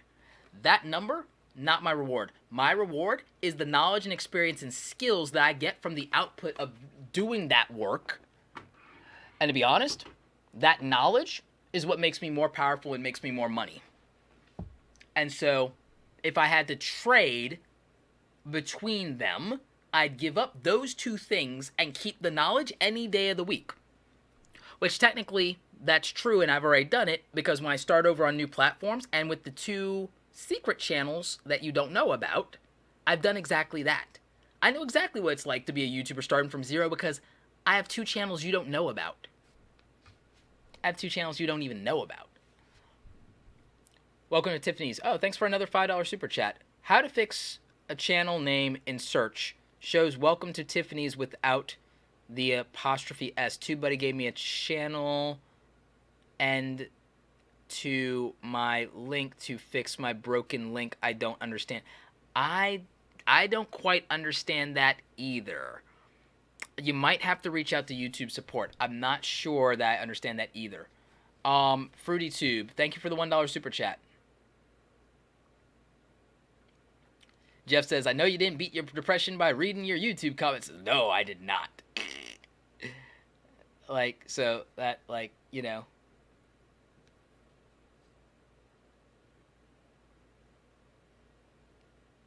Yep. So, yep, that's the answer. That is the answer. The answer is don't have expectations of other people. It's about output, not outcomes. It's about doing the work. It's about the knowledge and the power, the experience that you gain, and it's about doing things that make you feel satisfied and aligning that in some way, usually to a higher purpose that you're serving. My higher purpose is educating and motivating creative people because I want creative people to win. It sucks being a creative person and thinking that you're predisposed to lose or be a starving artist, or that adults and parents and things don't respect you and think you're going to end up in a cardboard box by doing your art, and I don't want people to do that. So what do? I teach them the practical business sense that creative people need to know to survive and not just thrive. So that is a higher purpose. That's a higher calling than just making content. And so what I do facilitates my higher purpose, and I do it in a practical way to facilitate it so I am not poor either. So it's passion, purpose, practicality, and it's a loop. It's alignment. It's really that. It's literally the topic of my upcoming book that'll come out next year, Just Create Awesome. It's like, it's the whole thing. It's a personal branding book, to be honest, but the underlying philosophical component of that is that you need a passion and you need a practical vehicle to facilitate that passion that aligns to a higher purpose. And, you know, that purpose ultimately drives that passion. So it's a loop. It's a loop. So that's it. Our Alan Indigo says 2 things. Be original and be everywhere. Yup.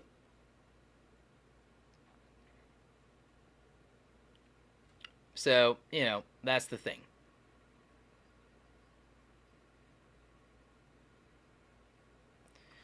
Oh, wow. That was a lot. All right, so it's over 3 hours into this thing. I've really meant for this to be an hour. Technical Samitra says, can we change the processor of a laptop? Usually no. The motherboard is usually not compatible. Some are. Look it up. That's the answer. Yeah, so that's the last question. So that's it, you guys. Thank you. It's been 3+ hours. I'm really tired. It's late. I don't like doing 3-hour live streams, to be honest. I really wanted this to be an hour and a half tops. But we just kept going. So anyway, thank you guys so much. Go out there, create something awesome today. Go out there, do the thing you love, make it practical, always be creating, and I'll catch you guys on the next one. Take care.